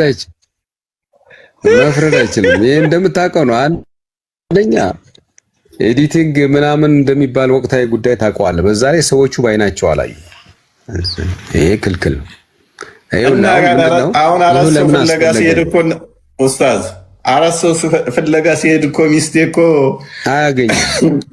ሚስቴ ጋር እኮ ጨርሶ ተፋቶ ሄዷል እኮ አራት ሰው እስከማመጣ። እንዴት ነው የሚሆነው ነገሩ? ይፋታል። የእስልምና ህግ ነው አሁን የምናወራው። እፎይ የኔና አንተ ምናምን ሳይሆን እሺ ምን ብሎ ይፋታል? የእስልምና ህግ ነው። አንተ አንድ ህግ ልንገርህ እፎይ። አንተ አሁን ስለ መጽሐፍ ቅዱስ ብትነግረኝ መጽሐፍ ቅዱስ ያንተ አይደለም ምንድነው መመሪያ ነውና ህግ ስለሆነ ስለ ህጉ ነው እንጂ የምናወራው የእፎይ ነው ብዬ አላወራም። እኔ መጽሐፍ ቅዱስን ህግ ነው ብዬ ነው የምከተል። ልክ እኔም አሁን ስለ ቁርአን ስለ ሐዲስ ነግረኝ የኔ አይደለም ያ ነገር የእስልምና ፕሪንሲፕል ህግ ነው የምናወራው። ስለሱ ምን ይላል እስልምና ነው። አሁን የኔ መቀበል ያንተ አለመቀበል ወይም ያንተ ህግ እኔ አለመቀበሌ አንተ መቀበል ይሄ ህጉን እንትን ሊለው አይችልም። እሱ ግን ህግ ላይ ስናስቀምጥ የእስልምና ህግ ይሄን ሁሉ ነገር አራት ምስክር ለምን አመጣ ለሚለው ምላሹ ሁለት ነው። አንደኛ ሰዎች ስህተት አይፈጽሙም ሳይሆን ስለሚፈጽሙ አራት ሰው ይምጣ ይባላል እንጂ ሁለቱም ሶስቱም አይተዋል፣ አንዱም አይቷል። አራት ይሁን የተባለው በሰዎች ላይ እሺ እርምጃ እንዳይወሰድ እድል ለማስፋት ነው። አንድ ጥያቄ ልጠይቆት በዚሁ አራት ሰዎች አዩ። ከዛ ተመሰከረ። ተወግራ ትገደላለች አይደለ? ተወግራ ትገደላለች። ፍርድ ተፈረደባቸው። አላህ እንደገና ገሃነም ነው የሚከታቸው ገነት? ወይንስ ይሄ ምድራዊ ቅጣቱ በቃ ስለተፈረደባት ትማራለች? ጥሩ ጥያቄ። አንደኛው ይሄ ነው። አንደኛው ይሄ ነው። ቆንጆ ጥያቄ ነው። አንደኛው ይሄ ነው። ሁለተኛው ጥያቄ ደግሞ 4 ሰው ስላልመጣባት ዘሞተች አልተባለችም። እሷስ በዛኛው ትቀጣለች። ተመሳሳይ ናቸው ሁለቱም ዝሙት ያደረጉት። እችኛዋ በምድር አልተገደለችም፣ ያችኛው ተገደለች። የኛው አልተገደለም፣ ያንኛው ተገደለ። እንዴት ነው የሚሆኑት? ፍርዱ እንዴት ነው? በሰማይ ተመሳሳይ ነው። ጥሩ ጥያቄ ነው። መልስ ልስጥ። የመጀመሪያ ጥያቄ ላይ በትክክል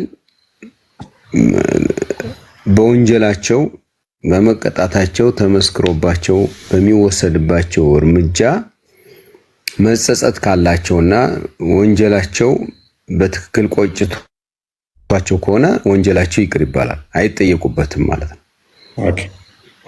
እርምጃ መወሰዱን ከወደዱት ማለት ነው። ካልወደዱትስ መገደልን እንዴት ነው ሰው የሚወደው? አይ ለዛማ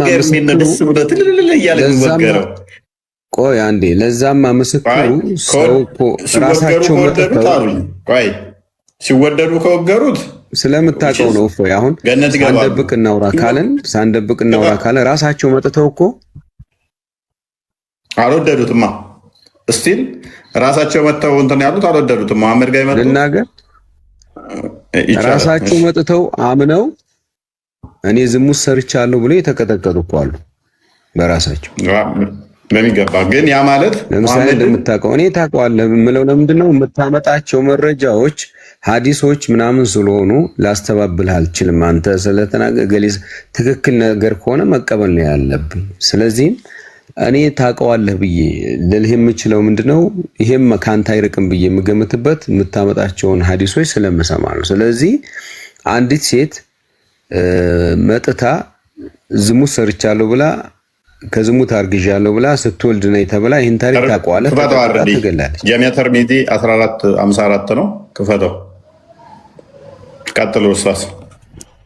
አሁን ይቺ ሴት በራሷ አምና ነው የተቀጠቀጠችው። ዱዓ ላርግላት ልስገድላት ሲሉ ዑመር እንዴት ትሰግዳለህ ዝሙት የሰራች ሴት ብሏቸዋል። አይ ለመዲና ሰው ብትካፈል የሷ መጸጸት ወይም መቶበት ወይም ንስሐ መግባት ለመዲና ሰው ትበቃቸዋለች እንኳን ለሷ ብለው መስክረውላታል። እና ምንድነው ልልህ የፈለኩት የኔ ጥያቄ ምንድነው እሱ አሁንም አላገኙኝም። አግኝቻለሁ። ጥያቄን ለመመለስ ዝሙት የሰሩ ሰዎች ከተጸጸቱና እርምጃ ከተወሰደባቸው ወንጀላቸው ይማራል፣ ጀነት ይገባሉ ነው ማለት። ጸጸታቸው እኮ በምድር እኮ መሐመድን ምሕረት እንዲያደርግላት ነበር የመጣችው አይደለ? ተጸጽታ አይደለም ግደለኝ እያለች ነው የመጣችው። እርምጃ ወሰደ አይደለም ግደለኝ አይደለም ያለችው። ይኸው እስኪ ግደለኝ፣ ምሕረት አድርግልኝ። ኢቭን ያኛውን ሰውዬ መሐመድ ገሎ ስለነበረ እንደዛ እንዳታደርገኝ ነው ያላት ያለችው። ሐዲሱን አገኘው እንደ እንትና 1454 ነው አይደል ያልከኝ? ምን ይላል እስኪ ቼክ አድርገው። ናሬትድ አልቃማ ቢን ዋኢል አልሂንዲ from his father a woman went out during the time of the prophet to go to salat but she was caught by a man and he had relations with her so she screamed and he left then a man came across her. ይሄንኛው ሌላ ነው። ተደፍራ የጮኸች ነች የሚያስታውሰኛል ሐዲሱን። ምን የሚለውን ሐዲስ ነው የፈለግከው? ያቺ ወልዳ መሬት ቆፍረው ቀጥቅጠው የገደሏት እሱ ቡኻሪ ላይ ነው። ቀን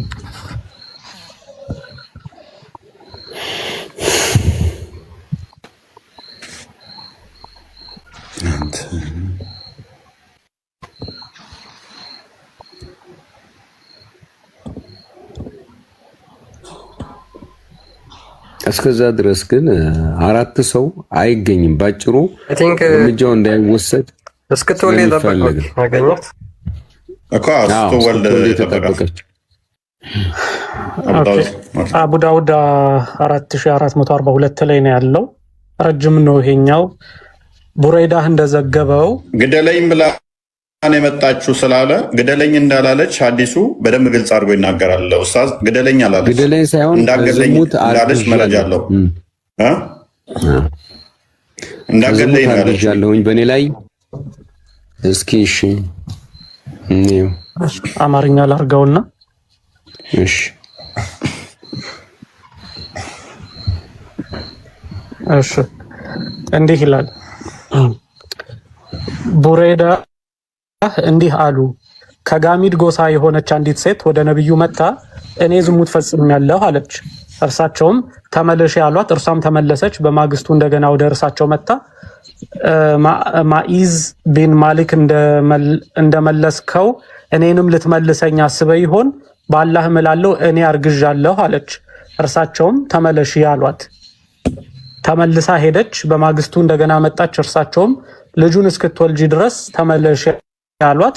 እርሷም ተመለሰች። ልጁን በወለደች ጊዜ ሕፃኑን ወደ እርሳቸው ይዛ መጣችና ይሄው ወልጄዋለሁ አለች። እርሳቸውም ተመለሺና ጡት እስክታስጥዩ እስክታስቆርጪው ድረስ አጥቢ ያሏት።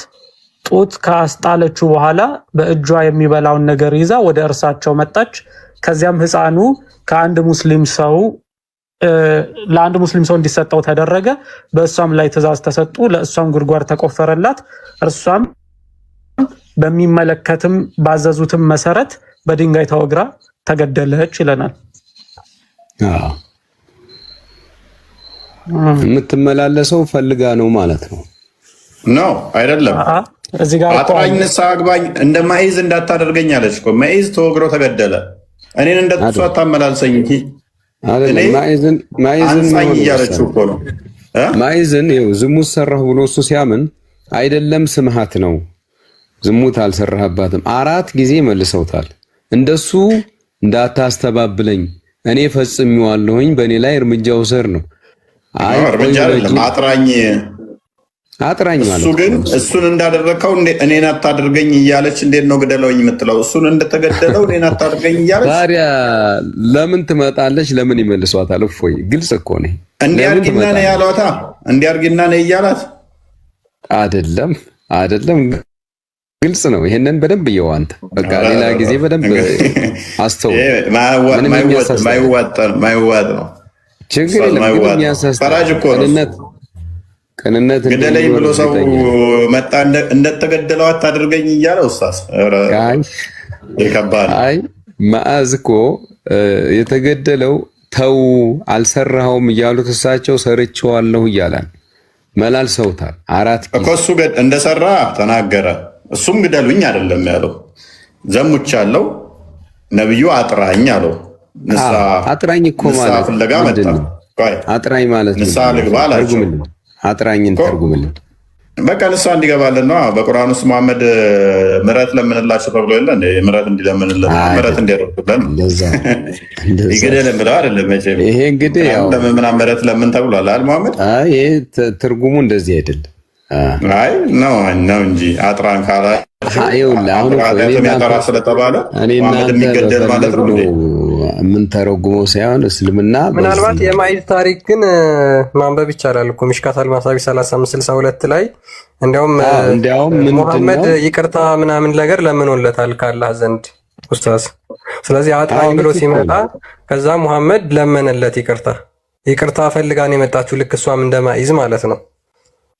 አረ ይቅርታ አይደለም። ይኸውልህ ምን ሆነ መሰለ ወጣ ሸሸ። በደንብ አንብበው ሐዲሱን እና ሲሮጥ እንደገና ይዘው ነው የገደሉት ገዳዮቹ። ለምን አልተዋችሁትም ነበር ነው ያሉት እንጂ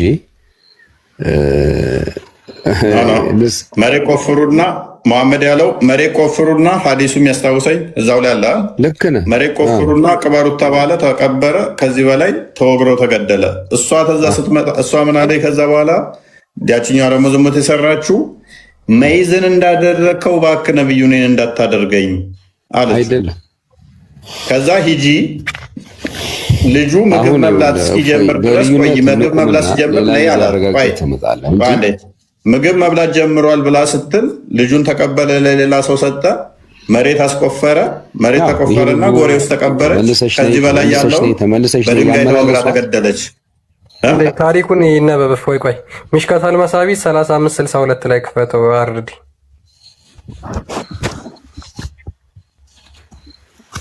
ስንት ላይ ሚሽካት አልማሳቢ 3562 3562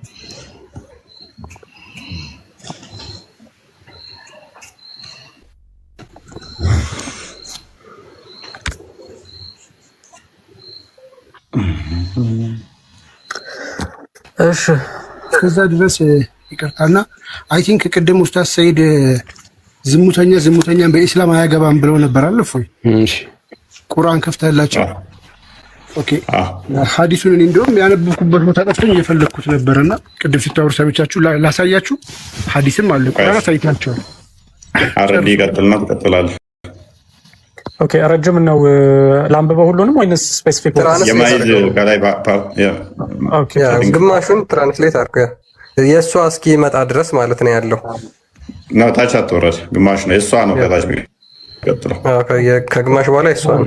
አማርኛ ላድርገውና እዚህ እንትን ይላል።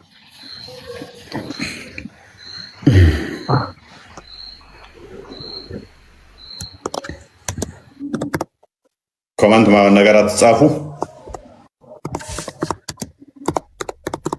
በነገራችን ላይ ይሄ ትራንስሌት እያደረገ ኡስታዝ ሰይድን ሳላደንቅ አላልፍም። በጣም ሐቀኛ ኡስታዝ።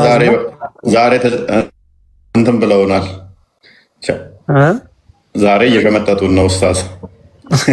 ዛሬ ዋሽቻለሁ አንዳንድ ነገሮች ላይ መተላለፍ ይሁን አልገባኝም። የተላለፍናቸው ነገሮች አሉ። እኔ የማውቀውን ነው የምናገረው። ፎይ አልዋሽ የማውቀውን ጭራሽ ላጭበረብር አልሞክርም፣ አላረገውም። ኦኬ ከላይ ልጀምር ወይንስ የቱ ጋር ነው? ከመጀመሪያ ቡሬዳ እንደተረከው ያው እንደምታዩት ቡሬዳ እንደተረከው ማኢዝ ቢን ማሊክ ወደ ነብዩ መጥቶ ያላህ መልእክተኛ ሆይ አንጻኝ አለ። እርሳቸውም ወይ ጉድ ተመለስ፣ አላህን ምህረት ለምን፣ ወደ እርሱም በንስሐ በተውበት ተመለስ አሉት። አረብኛውን ቃል እዚህ ጋር ባውቀው ግን ደስ ይለኛል። ወይ ጉድ አለ መሐመድ። ኦኬ ወይ ጉድ ተመለስ፣ አላህን ምህረት ለምን፣ ወደ እርሱም በንስሐ በተውበት ተመለስ አሉት። እርሱም ብዙ ሳይርቅ ተመልሶ ሄደ። አማርኛ ላይ ኃላፊነት አንወስድም። አማርኛ ከእናንተ አያልፍም። አማርኛ ላይ ኃላፊነት አንወስድም። አማርኛ ከኛ አይዘልም። አረብኛ ቢሆን ነበር እንጂ አሁን ወይ ጉድ የሚለው እንዴት እንደተተረጎመ እኔም ራሱ አላውቅም። ስለዚህ አማርኛ ላይ የኛው ቋንቋ ስለሆነ ብዙም ችግር የለውም። ዋናው ሐሳቡን ግን እንረዳ። ቆይ አሳያለሁ የትኛው ወይ ጉድ እንደተባለ እሱ ሐሳቡን እንድረስበትና እርሱም ብዙ ሳይርቅ ተመልሶ ሄደ። ከዚያም መጥቶ ያላ መልእክተኛ ሆይ አንጻኝ አለ። ነብዩም ቀደም ሲል ያሉትን ደገሙለት። ይህ ሁኔታ እስከ አራተኛ ጊዜ ድረስ ሲቀጥል ከምን ነገር ነው የማነጻ ሲሉ ጠየቁት። እርሱም ከዝሙት በማለት መለሰ። ያላ መልእክተኛም ሰውየው አብዷል እንደሆነ ጠይቁ፣ እንዳልተጨነገፈ እንዳላበደ በተነገራቸው ጊዜ ወይን አልኮል ጠጥቶ እንደሆነ ጠይቁ። አንድ ሰው ተነስቶ አፉን አሸተተው፣ ነገር ግን የወይን ሽታ አላገኘበትም። ስለዚህ ነብዩ ዝሙት ፈጽመሃልን ብለው ጠየቁት። እርሱም አዎ ብሎ ሲመልስ ስለ እርሱ አዘዙና በድንጋይ ተወግሮ ተገደለ ይለናል።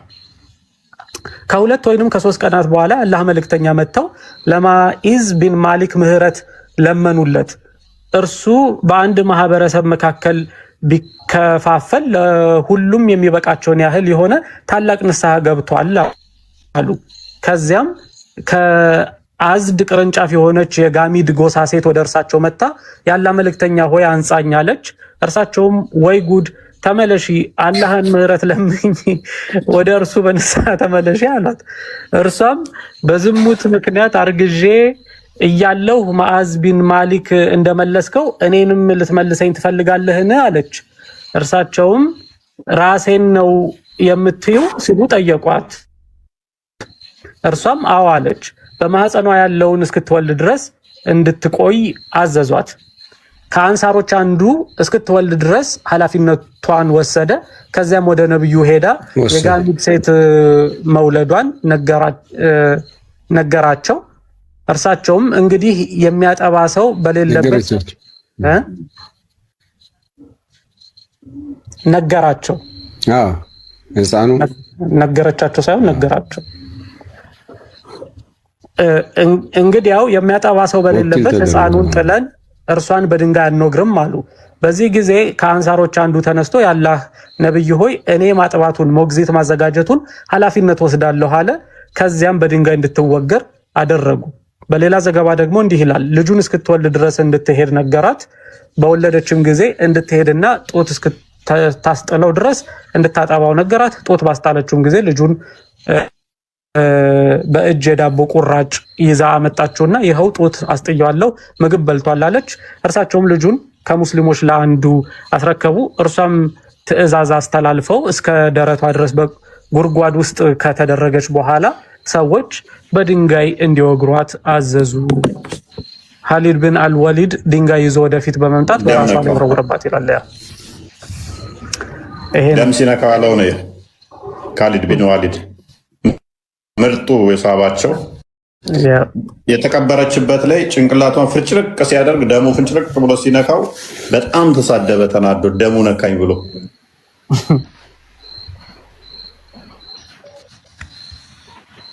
እና አሁን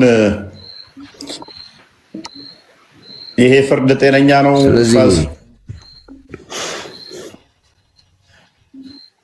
አዎ ተገቢ ነው። እና አሁን ሸሪያ ቢኖር እነዚህ ተጨፍጭፎ እድሜ ህዝብ ያለቃ ማን ይቀር ነበር? እሱ እንግዲህ ያው ሲኖር የምናየው ነው እንጂ አሁን የለም። እና ሸሪያን ታዲያ እንዴት ነው እንዲኖር የምንፈልገው? አዳሜ እኮ ሟች ነች ሁሉም። አዎ ከኛው ጀምሮ ማይፈልግ ሊኖር ይችላል እሱ። ኦኬ ቀጥሉታል። አይ ኡስታዝ ቅድም ቁርአን ከፍቶለት ነበረ። ያው ሐዲሱንም አመጣውሉት ቡልጉል መርየም ላይ ያለው አቡ ሁረይራ ረዲየላሁ እንዳስተላለፉት የአላህ መልእክተኛ እንዲህ ብለዋል፣ በግርፋት የተቀጣ ዝሙተኛ ከአምሳያው ጋር እንጂ አይ ምን አሉ ይታዩታል፣ አይዋሰብም፣ እያየሁት አይዋሰብም። ስለዚህ ቅድም እፎይ ያለው ልክ ነበር ማለት ነው። ዝሙተኛ ለዝሙተኛ ነው የሚገባው። ይሄን ደግሞ አህመድና አቢ ዳውድ ዘግበውታል። አስተላላፊዎቹ ታማኝ ናቸው ይላል። ይሄው መጽሐፉ ከበር ደግሞ ቡልጉል መርየም ያን እኮ አልተቃወምኩም እኮ ያንን አዛኒ ላይ እንኳ አዛኒ አው ሙሽሪክን እኮ አልተቃወምኩም እኮ ልክ ነው እኮ ብያለሁ። ወሁሪ ሙሽሪክ አይደለም እኮ ስለ ሙሽሪክ ነው የሚያወራው ኡስታዝ። ዝሙተኛና ለዝሙተኛ እኮ ነው የሚለው። ቆይ ዝሙተኛ ነው እንዴ? ዝሙት ሰርታ አይምን ሙሽሪክ ነው እንዴ? ዝሙት ሰርታ ተብሎ የሚገረፈው አይደል? ይገረፋል እኮ እሱ። ሰማይ ነገር ተምራለሰጠው ለሙሽሪክ ነው። ኧረ ተው ኡስታዝ፣ ለሙስሊሙ ነው እንጂ። አይ ሐዲሱ እኮ ከአምሳያው እኮ ነው የሚለው፣ ከዝሙተኛ ጋር እኮ ነው አምሳያው የተቀጣ ዝሙተኛ ብሎ ከአምሳያው ጋር እንጂ አይዋሰብም። ባሪያማ አምሳያው ነው መጀመሪያ። አሁን ይሄ ስለ አንድ ስለተቀጣ ዝሙተኛ ነው ታሪኩ እያወራ ያለው፣ ስላልተቀጣ ሳይሆን ባሪያማ ባሪያ ዝሙት ሰራም አልሰራም ባሪያ ነው። ከባሪያ ጋር አያገናኙም። ይሄ ግን እያወራ ያለው በግርፋት የተቀጣ ዝሙተኛ ማለት ሙስሊም ነው። የቅድሙ ቁርአን ጋር ይህንን ስትወስደው ወሁሪመ ዛሊከ ዐለል ሙእሚኒን የሚለውን ምን ትረዳዋለህ ነው የኔ ጥያቄ። ዝሙተኛ ይሁን እንጂ ሌላ ያገባ። ከዛ በኋላ ደግሞ የሙሽሪኮችን ይቀጥላል። ሁለቱንም ይዟል። ከዚያስ ወሁሪመ ለአማኞች ግን ይሄ የተከለከለ ነው ይላል እኮ። የትኛው? ቅድም ያቀረብክልኝ ቁርአን ሱረቱ ኑር ላይ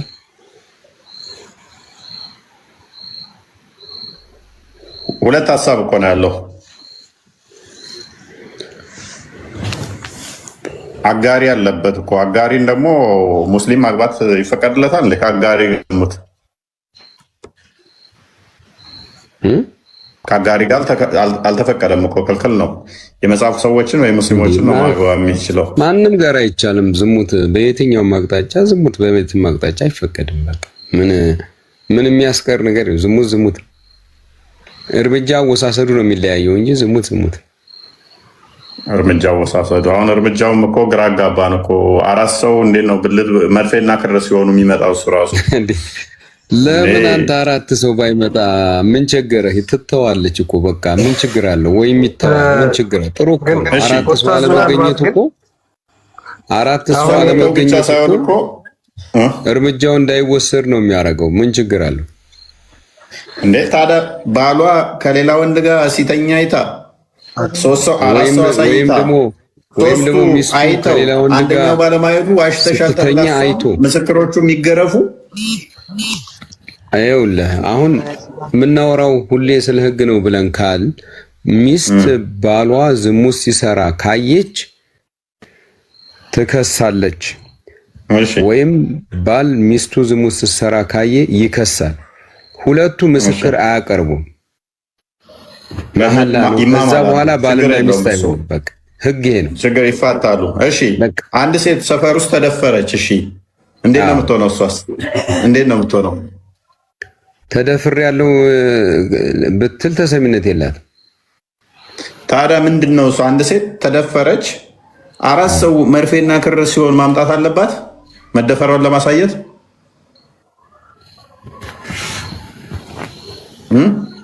እና በምን ታረጋግጣለች? ተደፍር ያለው ስላለች። ታዲያ 4 ሰው ደፋሪዎቹ 4 ሰዎችስ ብትዋሽስ? አትዋሽም እንዴ? እሱ ብትዋሽስ? 4 ሰዎች ታዲያ ሲደፍሩ ፊት ለፊት እየደፈርን ነው ብለው በማህበር ነው እንዴ? ደግሞም ቆይ ኡስታዝ አንዳንዴ እኮ እፎይ ምን መሰለህ የምናወራው መቼም እኔ እርግጠኛ ነኝ ቁም ነገር ነው ብዬ ነው የማስበው።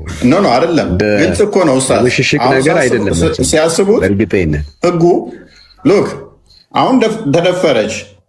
ስትደፈር ደፋሪዎቹ ደብቀው ነው የሚደፍሩት። መቼም ደፋሪው ደብቆ ነው እንጂ ህዝብ ይሄን ብሎ አይደለም። ከዛ ሰውዛ መጣች። ሰውዛ ስትመጣ ወይ ሰው መጣ፣ 3 ሰዎች አዩ፣ የሆነ ነገር አይተዋል። አንደኛው አላየም። ከዛስ አይ ኖ መርፌና ክር ሲሆን ሲገባ አላየንም፣ አልተደፈርሽም። አው እስቲ እሺ፣ አሁን አንተ የምታወራኝ በሎጂክ ከሆነ ነው ማወራ። አሁን እኮ ያልተግባባንበት ጉዳይ እያወራን ያለነው ስለ እምነት ነው፣ ስለ ሃይማኖት ነው፣ ስለ ህግ ነው፣ ስለ እምነት ህግ ነው። አሁን ለምሳሌ እኔ ኡስታዝ ምክንያቱም ሰው እንደሆናችን ለሰው ሎጂክን በል ኦኬ፣ ለሰው ነው እሱ። ሃይማኖት ለሰው ነው። ሰው እኮ መንፈስም ስጋም ነው እኮ። ያ መንፈስም ስጋም የሆነው አካል ደግሞ እንደ ስጋነቱ ስጋዊ ዳኝነትን ይፈልጋል። አሁን ህግ እናውጣ አካል ለስጋ ምቾት ነው የሚያስፈልገው፣ ታውቀዋለህ። ይሄንን ለመንፈስ ደግሞ ስቃይ ነው የሚያስፈልገው። ይሄን አንተን ያልነግርህም በየትኛውም ሃይማኖት ለመንፈስ እንስማማ። በቃ እኔ ከእርሶ ጋር ተስማማው። ስለዚህ ግዴታ ልትዋሽ ትችላለህ። 4 ሰው መርፌና ክር ሲሆኑ የተደፈረችው ምስክር ማምጣት አለባት አይደለ? ያው ካልሆነ ተቀባይነት የላትም። ካልሆነ ተቀባይነት የለውም። ዋሽተሻል ተብላ ልትገረፍ ትችላለች። ሎጂክ ነው ግን እያወራኝ ያለው ሎጂክ ነው። ሎጂክ አይደለም። አሁን ተቀባይነት እንደሌላት ተስማማን አይደለ? ምስክርነት የላትም። እሺ ብታረግዝስ መጨረሻ ላይ አርግዘሻል ተብላ ትገረፋለች ደግሞ ወይንስ ትወገራለች? ያላገባሽ ከሆነች ይሄ እኮ ተፈጽሟል። አርግዣለሁ ከዝሙት ብላ እርምጃ የተወሰደባት ሴት አለች። ምን ትደረጋለች? ታውቀዋለህ? እርምጃ ይወሰድባት። ምንድነው እርምጃው? ትገደላለች ወይንስ ትገረፋለች? ማለት ተዝሙት አርግዣለሁ ስትል ምንድነው የተፈጸመባት? እንደዚህ ተፈጥሮባት ምንድነው የተፈጸመባት?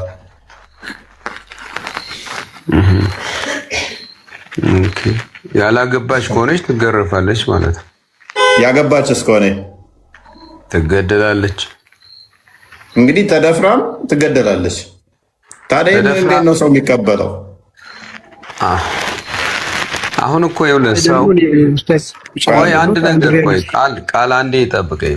እኔ እፎይ ልንገርህ። አሁን ወደ ሎጂክ እየሄድን ከሆነ እሱ እምነት አይደለም ሎጂክ። አሁን አንተ አብ ወልድ መንፈስ ቅዱስ ስላመንክ አንተ እኔ ስላላመንኩበት የአንተ እምነት ትክክል አይደለም ለአንተ ብዬ ማለት አልችልም። ለአንተ ትክክል ለእርሱ እኮ ትክክል ነው ከባበር ማለት ቆይ እንጂ አሁን እኔ ስላልገባኝ የአንተ እምነት ስላልገባኝ ግን እያልኩ ያለው እንድትረዳኝ ነው። የአንተ እምነት ስላልገባኝ የአንተ እምነት ስላልገባኝ አንተ ትክክለኛ አማኝ አይደለም ለእምነትህ ብዬ መመስከር አልችልም። ለአንተ እምነት አንተ አማኝ ነህ። አይደል እንዴ? እውነትህን ነው የምታምነው ብዬ ነው የምጠረጥርህ የምገምትህ። እሺ እኔም ደግሞ ስለዚህ እኔ ስላልገባኝ አንተ እምነት አንተን አማኝ አይደለህም ማለት እንደማልችለው ሁሉ እዚህ እኔም እምነት ላይ ያሉት ህግጋቶች ለአንተ ስላልገቡ ትክክል አይደለም ማለት አትችልም ነው። እኔ አሁን እንደ እስልምናውማ እኮ የእስልምናው ትክክለኛ አስተምሮ ነው። የእስልምናው ለእኔ ነው ትክክል ያለው ነው። ለእኔ ትክክል አለ፣ ለእርሶ ግን ይህ አስተምሮቱ ነው ትክክል ነው። እስልምና አንድ ሴት ዘሙታም ሆነ ተደፍራም ሆነ 4 ወንዶች መርፌና ክር ሲሆኑ መታየት አለበት አይደለ? ተስማማውኝ። ይሄን አሉኛ ወይ ራሷ ማመን አለበት ዘሙቻለሁ ብላ ወይንም ዘሟቾቹ ዘሙተናል ብለው ማመን አለባቸው። ያ ካልሆነ ግን ለምሳሌ አንድ ሴት ተደፈርኩ ብትል ደፋሪው አካል አዎ ደፍሬያታለሁ ካላለ 4 ምስክር ማምጣት አለባት ነው አይደለ? 4 ምስክር ካላመጣች ደግሞ ተቀባይነት የላትም። 3 መተው እንኳን አይ እዛዋት አይቻለው አልጋ ውስጥ አይቻለው አይሆንም። 3ም ቢመጡ አይሆንም ማለት ነው። ስለዚህ 3ቱ መርፌና ክር ሆነው አንደኛው ባለማየቱ ራሱ አልተደፈረችም ተተባለ። ከዛ መጨረሻ ዋሽተሻል ተብላ እሷም ትገረፋለች አይደለ? እሺ ታዲያ እንዴት ነው አሁን ተደፈር የሚሉ ሰዎች ራሱ በየፍርድ ቤት ያሉት በእስልምና ቢዳኙ አንዳቸውም ፍርድ ቤት አይቀመጡም ማለት ነው። ከስር ነፃ መውጣት አለባቸው። እሺ በቃ እኔ ደግሞ አንተን ጥያቄ ልጠይቅህ። እሺ ጥሩ በቃ ወደ አንተ ሀሳብ ጉዳዩን እናምጣውና እሷ ተቀባይነት ብታገኝ እገሌ ደፈረኝ ብላ ተቀባይነት ብታገኝ እና እርምጃ የሚወሰድ ቢሆን እሺ በውሸት ማስገደል ይፈጠራል አይፈጠርም? አይ ለምን ምስክርነት እኮ እኔ አያስፈልግም አልወጣኝም። ምስክርነት ያስፈልጋል።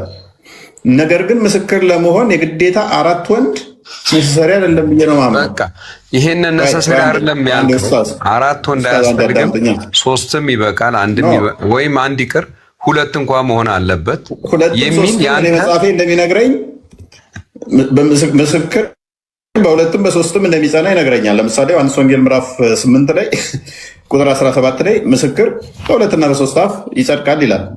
ስለዚህ ነሰሰሪ 4 መሆን አለበት ብዬ አላምንም። በብሉይ ኪዳን አይደለም። አሁንም በእስልምና 2 ሰው መመስከር ይችላል በሌላ አጀንዳ ምስክርነት ለመሆን እንደገና 4 ወንዶች ብልታቸው ሲገባ የሚለው ለዝሙት አስፈላጊ ነው ብዬ አላምንም።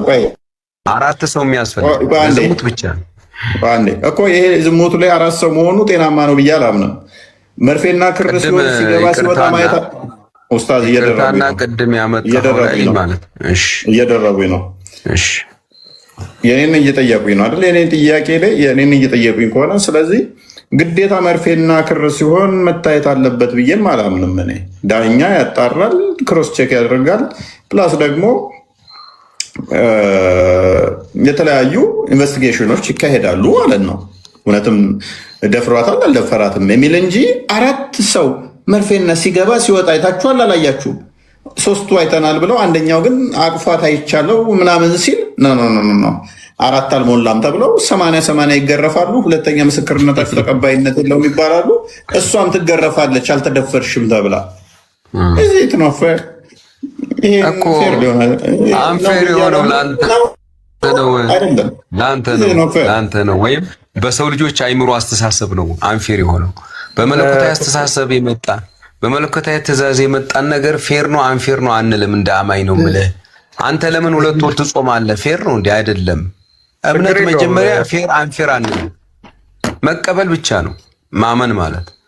እንደው ምንለው ሳያምኑ ብፁዓን ናቸው ካል በቃ የእስልምና አስተምሮ ትክክለኛው ይሄ መሆኑ ያው ኦዲየንስ እንዲያውቅ ያለው እንጂ ያው ለክርክርም እርግጥ አይደለም።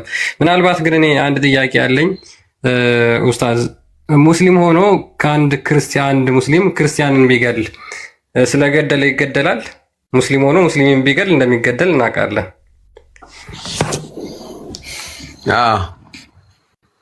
ክርስቲያን ካፊርን ከገደለ ይገደላል።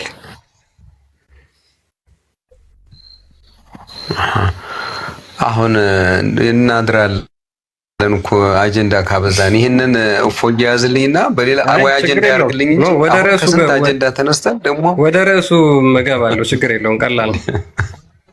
እኔ ይቅርታ አድርግልኝ ክርስቲያን፣ ይሄንን አሁንም በዚህ ማደር ስለሌለብን ጥያቄዎች የተነሱበትን እፎይ ያውቃል። ስለ አራት ከ30 ሰከንድ በላይ ከ30 ሰከንድ በላይ አይፈጅም። ችግር የለውም። ካፊር ወይም ደግሞ ሙስሊም ካፊርን ቢገድል ይገደላል?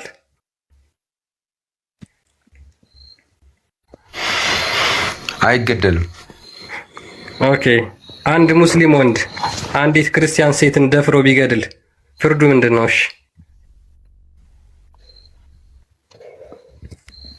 አንድ ሙስሊም ወንድ አንድ ክርስቲያን ሴትን ደፍሮ ቢገድልና 4 ምስክሮች ቢገኙበት ፍርዱ ምንድን ነው?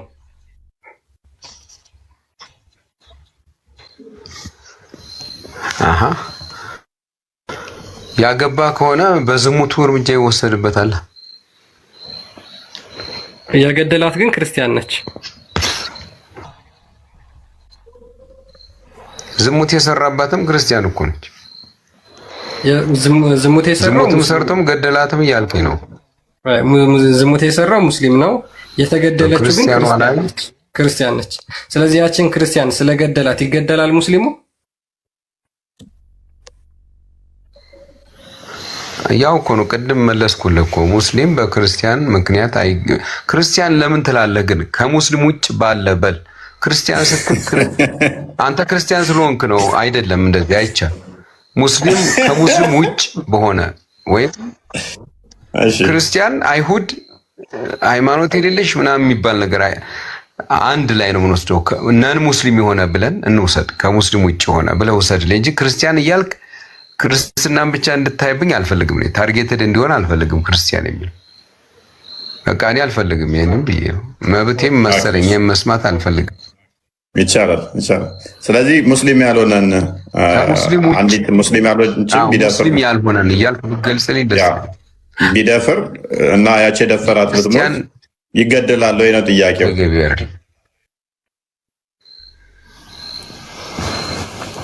አዎ ሙስሊም ከሙስሊሙ ውጭ በሆኑ ሰዎች ቢገል ሌላ ቅጣት ነው እንጂ እሱ አይገደልም። ግን ካሳ አለ፣ የተለያዩ የሚወሰዱ ነገሮች አሉ። በቃ ይሄ ነው። ያ እዚህ ላይ ግን ሰይድ ክርስቲያኑ እንኳን አመጣው። ብዙ ጊዜ ላይ ምን ይላሉ ሙስሊሞች? ሸሪዓ ቢሆን ኖሮ የገደለ ይገደል ስለሚል ምናምን ይላሉ። ክርስቲያኑ በሙስሊሙ ቢገደል ወይም ደግሞ ሌላው ማማኝ አይምን በክርስቲያኑ ላይ ግድያ ቢፈጸምበት ሙስሊሙ አይገደልም። ሸሪያው ለእኛ ምንም እንትን ነው። እኛ ምንም የሚሰራልን ነገር የለም። ጭራሽ ጫና ነው የሚያደርግብን። እና ሸሪያ ቢሆን ኖሮ የደፈረ እንዲደረጋል፣ የገደለ እንዲደረጋል ይላሉ። አንደኛ የደፈረ እንኳን ለእኛ በ1400 ምናምን ዓመት ውስጥ ምስክርነት መጥቶ ፍርድ የተሰጠው የለም። አንድ ደፈረ ተብሎ ይህ አልተሰጠም። ሁለተኛ ክርስቲያንና ወይንም ደግሞ ሙስሊም ያልሆነን ያንን በማድረጉ እንደዚህ አይነት ቅጣት አይጣልበትም። ለሙስሊሞቹ ነው የሚሰራው ቅጣቱ። ስለዚህ የገደለ ይገደል ስለሚል ገዳይ እኮ አይኖርም ነበር ሸሪያ ቢኖር ምናምን ለእኛ አይሰራም። ይሄ ለእኛ አይሰራም። እኛ ሙስሊምን ብንገል ሙስሊምን ክርስቲያኑ ቢገልስ ክርስቲያኑ ይገደላል ሙስሊሙን ስለገደለ። ግን ሙስሊሙ ክርስቲያኑ ወይንም ደግሞ አይሁዱን ወይንም ደግሞ ዋቄ ፈታውን ቢገል ሙስሊሙ ወይም ገንዘብ ነው የሚሰጠው እንጂ እንትን አይልም። ስለዚህ ሸሪዓ እንደዚህ አይነት ቅጣት አይሰጠውም። ገንዘብ ነገር ነው እንትን የሚለው። ሸሪዓ አያስፈልገንም። ትክክል እኮ ነው። ለአንተ አያስፈልግም። ልክ እኮ ነው። እንኳን ለአንተ ለእኔ ብቻ ሳይሆን ኡስታዝ ለእናንተ ለሙስሊሞች ራሱ ሸሪዓ ያስፈልጋቸዋል። እንኳን ለአንተ እንደኛ ባለንበት ደረጃ እኛ ራሱ ውሸት የሚቃወም እኛም ውስጥ ብዙ ይኖራል። ካለን ስነ ምግባር ከተለያዩ ችግሮች አንጻር በቃ አሁን ወደዚህ ህግ መግባት ትልቅ እምነት ይፈልጋል። ስለዚህ ይሄ የምትለው ነገር በቃ ችግር የለውም ሼር ላደርግህ እችላለሁ ማለት ነው። በዚህ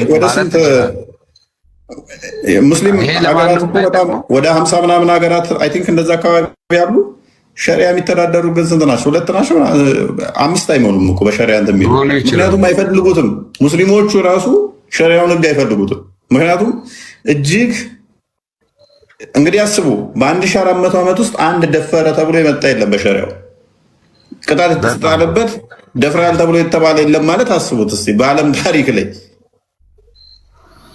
ከዛ ደግሞ ሙስሊሙ ሌላኛውን ሲገል ቅጣት ማይጣልበት ከሆነ ኢማጂን እንዴት ነው ሊሰራ የሚችለው? እና ይመጣው ያ በትክክል ኡስታዝ ሰይድን ግን እዚህ ጋር የመጨረሻ የመጠየቅ የምፈልገው አብዛኛውን አንስቶታል፣ እፎይ ክርስቲያንም ብሎታል። እዚች ጋር ምስክሮቹ በአይናቸው እስካላዩ ድረስ እነሱ ራሳቸው 80 ግርፋት እንደሚገረፉላ ምስክርነታቸው እስከ ዘላለም ድረስ ውድቅ እንደሚደረግ ይናገራል። ሱራ 24 ላይ ቴንክ ዩ። እዚች ጋር አንድ ሴት ልጅ ስትደፈር 3 ሆነው አዩ እንበል። 3ቱ ልክ እንደተባለው ሲገባ ሲወጣ በትክክል አዩ። 3 ሰዎች ኢማጂን፣ ልብ በሉ ኡስታዝ፣ 3 ሰው አይተዋል ሸሪዓው እንደሚፈልገው ሲገባ ሲወጣ። አንደኛው ግን ድንገት መጨረሻ አካባቢ ነበርና የደረሰው አንሶላው ላይ እርጥበት አይተዋል፣ ወይ ደግሞ ልጅቷን ተጎሳቁላ ራቁታቸውን አግኝቷቸዋል። ስለዚህ ይሄ ፍርድ ታዲያ ይሄ ፍርድ አሁን ሸሪዓችሁ በእስልምናችን ልጅ ተደፍራለች ብሎ ከጎኑ አይቆምላታል ወይንስ አይቆምላታል ነው የሚለው? አልተደፈረች። ቴንክ ዩ ሐስቡን አላህ መታለ የቀደም ስትዋሽ ሰምታችኋታል። እስቲ አውሯት።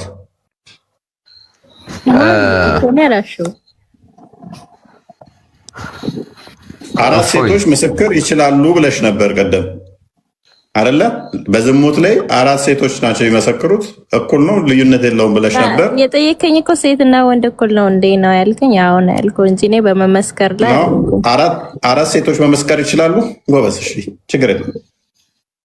በሸሪያው ላይ ይችላል። አላውቅም ስለመመስከር አታውቂም። አሁን ቀደም ግን ይቻላል ብለሽ ነበረ። የለም አንዳንዴ እዝነት እያሳየህ እፎይ እንደው ፍጥጥ አድርገህ አይደለም ኡስታዝ፣ እኔ መዝነት አይደለም። ማን ነው እኔ ምናምን አለው መሰሎት ኡስታዝ፣ ውሸታም በጣም ነው የሚያናድደኝ። የሚዋሽ ሰው በጣም ነው የሚያናድደኝ። አለማወቅ፣ መሳሳት ሁላችንም ከእውቀት ከፍለን ነው የምናውቀው። ያነበብነው ይኖራል፣ የተወሰነ እንከፋፈላለን። ኢንቴንሽናሊ እንደሚያውቅ አክት አድርጎ አለማወቅ ችግር የለውም፣ መሳሳት ችግር የለውም። ሁላችንም እንሳሳታለን፣ ላናውቅ እንችላለን። ግን እንደሚያውቅ አክት አድርጎ ሌላውን እያናናቁ እያጣጣሩ ከዛ መረጃ እየመጣበትም መረጃውን ላለመቀበል የሚደረግ መፍጨርጨር በጣም ነው የሚያናድደኝ። እዚህ ጋር ጥያቄ ልጨርስልዎትና ኡስታዝ፣ ዋናው ጥያቄ ምንድን ነው? በእስልምና ውሸት ክልክል ነው አይደለ? አይፈቀድም። በክርስትናስ ይፈቀዳል? አንድ ጊዜ ቆይ፣ ሐስቡን እንቀጥላለን፣ ችግር የለም። ማን ነው የዋሽ ሰው? ከኡስታዝ ጋር አንዴ ልጨርስ። እስቲ በእናትህ ተረጋጊ። ቆይ አሁን እና የቅድሙ በትክክል ስለመለሱልኝ እግዚአብሔር ይስጥልን፣ እጅግ አድርጌ አመሰግኖታለሁ። አይፈርድላትም 3 ሰዎች አይተውም ብለዋል። በእስልምና ውሸት አይፈቀድ የምትሉ ከሆነ እነዛ ደግሞ ሰዎች 4 ካልሆኑ ምስክርነታቸው ለዘላለም ውድቅ ይሆናል፣ ይገረፋሉ። ስለዚህ እነዛ 3 ሰዎች ደግሞ በአይናቸው ያዩትን ስለመሰከሩ ለምንድን ነው የሚገረፉት? ለምንድን ነው ምስክርነታቸው ውድቅ የሚደረገው? ያዩትን ነው የተናገሩት። ቢዋሹ የግድ እነዚህ ሰዎች ምን ማድረግ አለባቸው? 4 ሰው ስላልሞላን መዋሸት ነው ያለባቸው። ለምን ጥያቄውን ቃል እኔ ልመልስላ። አሁን 3 ሰዎች መስክረው መጀመሪያ ሲጀመር 3ቱ ነው ምስክር አይሆኑም። 4 ካልሆኑ ምስክርነት ተቀባይነት የለውም። ስም አጥፊ ነው የሚባሉት፣ ምስክር አይባሉ። ስም አጥፊ ደግሞ እርምጃ ይወሰድበታል። በደንብ ስማኝ። 1ም 2ም 3ም ይሆኑ ስም አጥፊ ነው የሚባሉት። እነዚህ አይተዋል በትክክል ግን የተፈለገው እርምጃ እንዳይወሰድ ነው። ቅድም እፎይ እንዳለን እስካሁን ድረስ በትክክል አንብቦታል። እስካሁን ድረስ 4 ሰው ምስክር ተገኝቶ እርምጃ የተወሰደበት አንድ ሙስሊም የለም በእስልምና ታሪክ። ስለዚህ መዋሸት ያለባቸው ሰዎቹ ማለት ነው ኡስታዝ። ለምን ይዋሻሉ? እንዳይዋሹ አለባቸው። አይተዋላ ያዩትን ነገር አላየንም ብለው በቃ መዋሸት አለባቸው። ወደ ውሸት መምጣት አለባቸው። ውሸት እኮ አይደለም፣ ውሸት አይደለም። ባይዘው ውሸት አይደለም፣ መደበቅ ነው ያለባቸው። ዝም ነው የምትለው። አይተሃል፣ ዝም ነው የምትለው። ለምንድን ነው ነውር እንዲወጣ አይፈለግም? ነውር አይፈጸምም አይደለም። በደንብ ስማኝ። ዝሙት አልተሰራም ማለት አይደለም። በደንብ ስማኝ። 3 ሰውም 2 ሰውም አንድም ሰውም ዝሙት አልተፈጸመም ማለት አይደለም። ዝሙተኞች ላይ የሚወሰደው እርምጃ ከባድና ህይወት መጥፋት ስለሆነ ያ እርምጃ እንዳይወሰድ የማይገኝ ነገር ነው አላህ ያስቀመጠው። 4 ሰው ከተገኘ ተአምር ነው፣ እስካሁን አልተገኘም። ራሳቸው ካመኑ ግን እርምጃ ይወሰዳሉ። በቃ ይሄ ነው እንጂ እነዚህኞቹ በስም አጥፊነት ይገረፋሉ። ሁለተኛ ምስክር ለምን አይመጡም ከተባለ ከዚህ በፊትም ዋሽተዋል ለማለት ሳይሆን እንዳይደግሙ 4 ካልሆኑ ስም እንዳያጠፉ ነው ዋናው። ሰዎች ያዩትን ለቃዲው አላየንም ብለው ይነግሩታል። አይተዋል ግን የግድ መናገር መዋሸት ስላለባቸው ይዋሻሉ። ቃል አይጠሩም። 3 ሰዎች አየን አይደለም ብናይ ዝም ነው እንጂ ምንለው ቃዲ አንሄድም፣ ዳኛ ፊት አንቀርብም። ስጠራኝ እኔ አልመጣም ነው የምልህ። 4 ከሆነ እንሄዳለን። 3 ከሆነ አንመስክር ብትለኝ እምቢ ነው የምልህ። አንተ ሄደህ መስካሪዎቹ ቅድሚያ መነጋገር አለባቸው ማለት ነው። አይተሃል አላየህም? አይቼ አንተ ሳይታል እፎይ ቀልድ ሳይሆን ቁም ነገር ነው። አንተ አለ እኔ ያለሁኝ ቃል አለን 3ታችን አየን አይደል? ዝም ነው ማለት ያለብን ከፈለግን ስርዓት እንዲኖራል። ሄደን ካወራን ሴትዮዋ ምንም አትሆንም ወይም ሰውየው ምንም አይሆንም። የመጨረሻ ጥያቄ ጠይቆት የመጨረሻ ጥያቄ ተገርፈን ወደ ቤታችን እንመለሳለን። የመጨረሻ ጥያቄ ጎረቤቶ አንዲት ኮረዳ ልጅ አለች። እርሶና ጓደኛው 3 ሆነው እያለፉ ነው። ስትደፈር አዩ። ስትደፈር ሊተራሊ አዩ። ብልቷ ውስጥ ሲገባም አይታችኋል። አንድ ሰው ግን ጎደለ። ያችን ሊተደፈርኩ አለች። አንደኛው ከጨረሱ በኋላ ነው የመጣው። 4 ሆናችሁ ተደፍራለች ብለው ይቆሙላታል ወይንስ አልተደፈረችም አላየንም ነው የምትሉት? ጠየከኝ እኮ 4ተኛው ሰው ምንድን ብሎ ነው የሚናገረው? እስኪ ንገሪ። ምን ይላል? አይቻለሁ ነው የሚለው ወይስ ደርሻለሁ ነው? ደርሻለሁ ነው የሚለው 4ተኛው።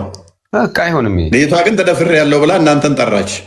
ምስክር ብቻዋንም ማለት ትችላለች። እሱ እኮ አሁን ቅድም እንዳልከኝ አንተ ብቻዋንም ቢሆን ገሌ ደፈሬ ማለት ትችላለች እኮ። ምስክር ከሌለ ስለዚህ እቺ ተደፍራለች አልተደፈረችም ፍርድ ይሰጣታል። ተደፍራለች ተብላ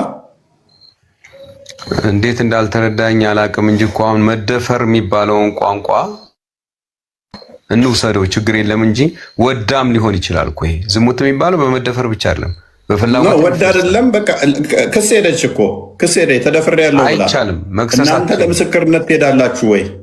አንሄድም። ልገረፍልህ ነው እንደሚሄድ አቤት ከሄድ ስንት ታውቀዋለህ? ምን ጠይቀኛል? ስለዚህ አይኔን ግንባር ያርገው አለለም። ሶስታችሁም አላየንም አለለም። የጎረቤቱ ሊተደፈር ምስክር አልጠራም። አንደኛ ምስክር አልጠራም። የተደፈረችዋም ወይም ደግሞ ከሳሹ 4 ምስክር ከሌለው መክሰስ አይችልም። በቃ ይሄ ነው። ስለዚህ ይሄ አሁን አላሰው ብልቷ ሲገባ ላይ የሚችለው በጣም ይገባል ነው። አለመኖሩን እኮ አንተ ነገርከን እኮ ታውቃለህ እኮ አለመኖሩንማ እስካሁን የተወሰነ እርምጃ በደንብ ያስቀምጡታልማ እኮ እነሱ ተገርሞ እኮ አንድ ሰው እንኳን ሊገኝ አይችልም ይላሉ እኮ። በቃ ስለዚህ አሁን እኛ ይሄ ህግ ማለት ይሄ ህግ ብዙ ደክመዋል፣ ብዙ ተጠይቀዋል። በጣም ታማኝ ናቸው ኡስታዝ፣ እናመሰግናለን። ግን እንደው ኡስታዝዬ እንደው ምን አይነት ህሊና ቢኖሮት ነው እርሶ የእርሶም ልጅ ልትሆን ትችላለች፣ እንደው የጓደኛው ልጅ በ3 ወንዶች ስትደፈር እያዩ ምን አይነት ህሊና ቢኖሮት ነው ዝም የሚሉት? አላየውም ብለው የሚመሰክሩ? ዝም አለንም እንዴ? ዝም ልበል እኮ አላልኩም። ምስክር አይደለም እርምጃ ልወስድ ይችላሉ ካገኘሁኝ። እንዴ ዝም ላል ምን አይነት እርምጃ ይወስዳሉ እርሶ? ልጣላ ወይ ምን ልል ይችላሉ? ዝም ብዬ አላልፍም። ይሄ ሌላ ጉዳይ። ነብዩ እንደዛ አላለማ። እሱማ ከስቴን አልጋ ላይ ባያት ምን ላድርግ ብሎ ሲጠይቀው 4 ሰው ፈልግ እኮ ነው ያለው። ተጣላ አላለውም አይደል? ይሄውልህ ምን አለ መሰለህ፣ አንድ ሷባ ታውቀዋለህ አንተ ሚስቴ ጋር ያገኘሁትን ሰው አለ ታውቃለህ? ይሄን ሐዲስ አንገቱን ልበለው ያ በቃ ታውቃለህ አንተ ምን ግን አራት ሰው ፈልግ ነው ያለው ምተዋል አለው። ቆይ አይደለም ቆይ ልጨርስልህ እንጂ ሰዒድ ይባላል ሱሐባው ታውቃለህ? ሚስቴ ጋር ያየሁትን ሰው በሰይፍ ቆርጠዋለሁ ሲሉ ሰዎች መጡና ሰዒድ እንዲህ እያለ ነው ሰው እንዳይጨርስ ብለው ለነብዩ ሰለላሁ ዐለይሂ ወሰለም ተናገሩ። እሳቸው ደግሞ አተዕጀቡነ ፊ ገይረቲ ሰዒድ አሉ። በሰዒድ ቅናት እንዴት ይገርማችኋል? እኔ ከሱ የባለጠ ቀናለሁኝ፣ አላህ ደግሞ ከኔ በላይ ደግሞ አላህ ይቀናል አለ። ታውቃለህ? ታዲያ ይሄ እኮ አትናገርም፣ በነፍሰ ገዳይ ትያዛለህ፣ ሌላ ጉዳይ ነው እንጂ ሚስት ጋር ያገኘኸውን እኮ ልትገድል ትችላለህ። በምን ብትባል እኔ እኮ የጠየቅኩት ከህግ አንጻር አሁን ይሄማ ስርዓት አልበኝነት ይፈጠራል። ማንም ኧረ ስርዓት አልበኝነት አይደለም ይሄ በግል የምትወስደው ኃላፊነት የምትወስድበት ጉዳይ በሰው ላይ ልመሰክር ዘንድ ነው። ምስክር ስትጠራ ነው የምትጠነቀቀው እንጂ ሰብአዊነት የሚባለው እንደተጠበቀ ነው። አንድ ሴት ስትደፈር ባገኝ ገብቼ እርምጃ ልወስድ መቻል ምን ለማለት ይሄ ሌላ ጉዳይ ነው። ምክንያት ግን ሌላ ነው። ለማንኛውም ዛሬ ብቃን። ቴንኪው። እሺ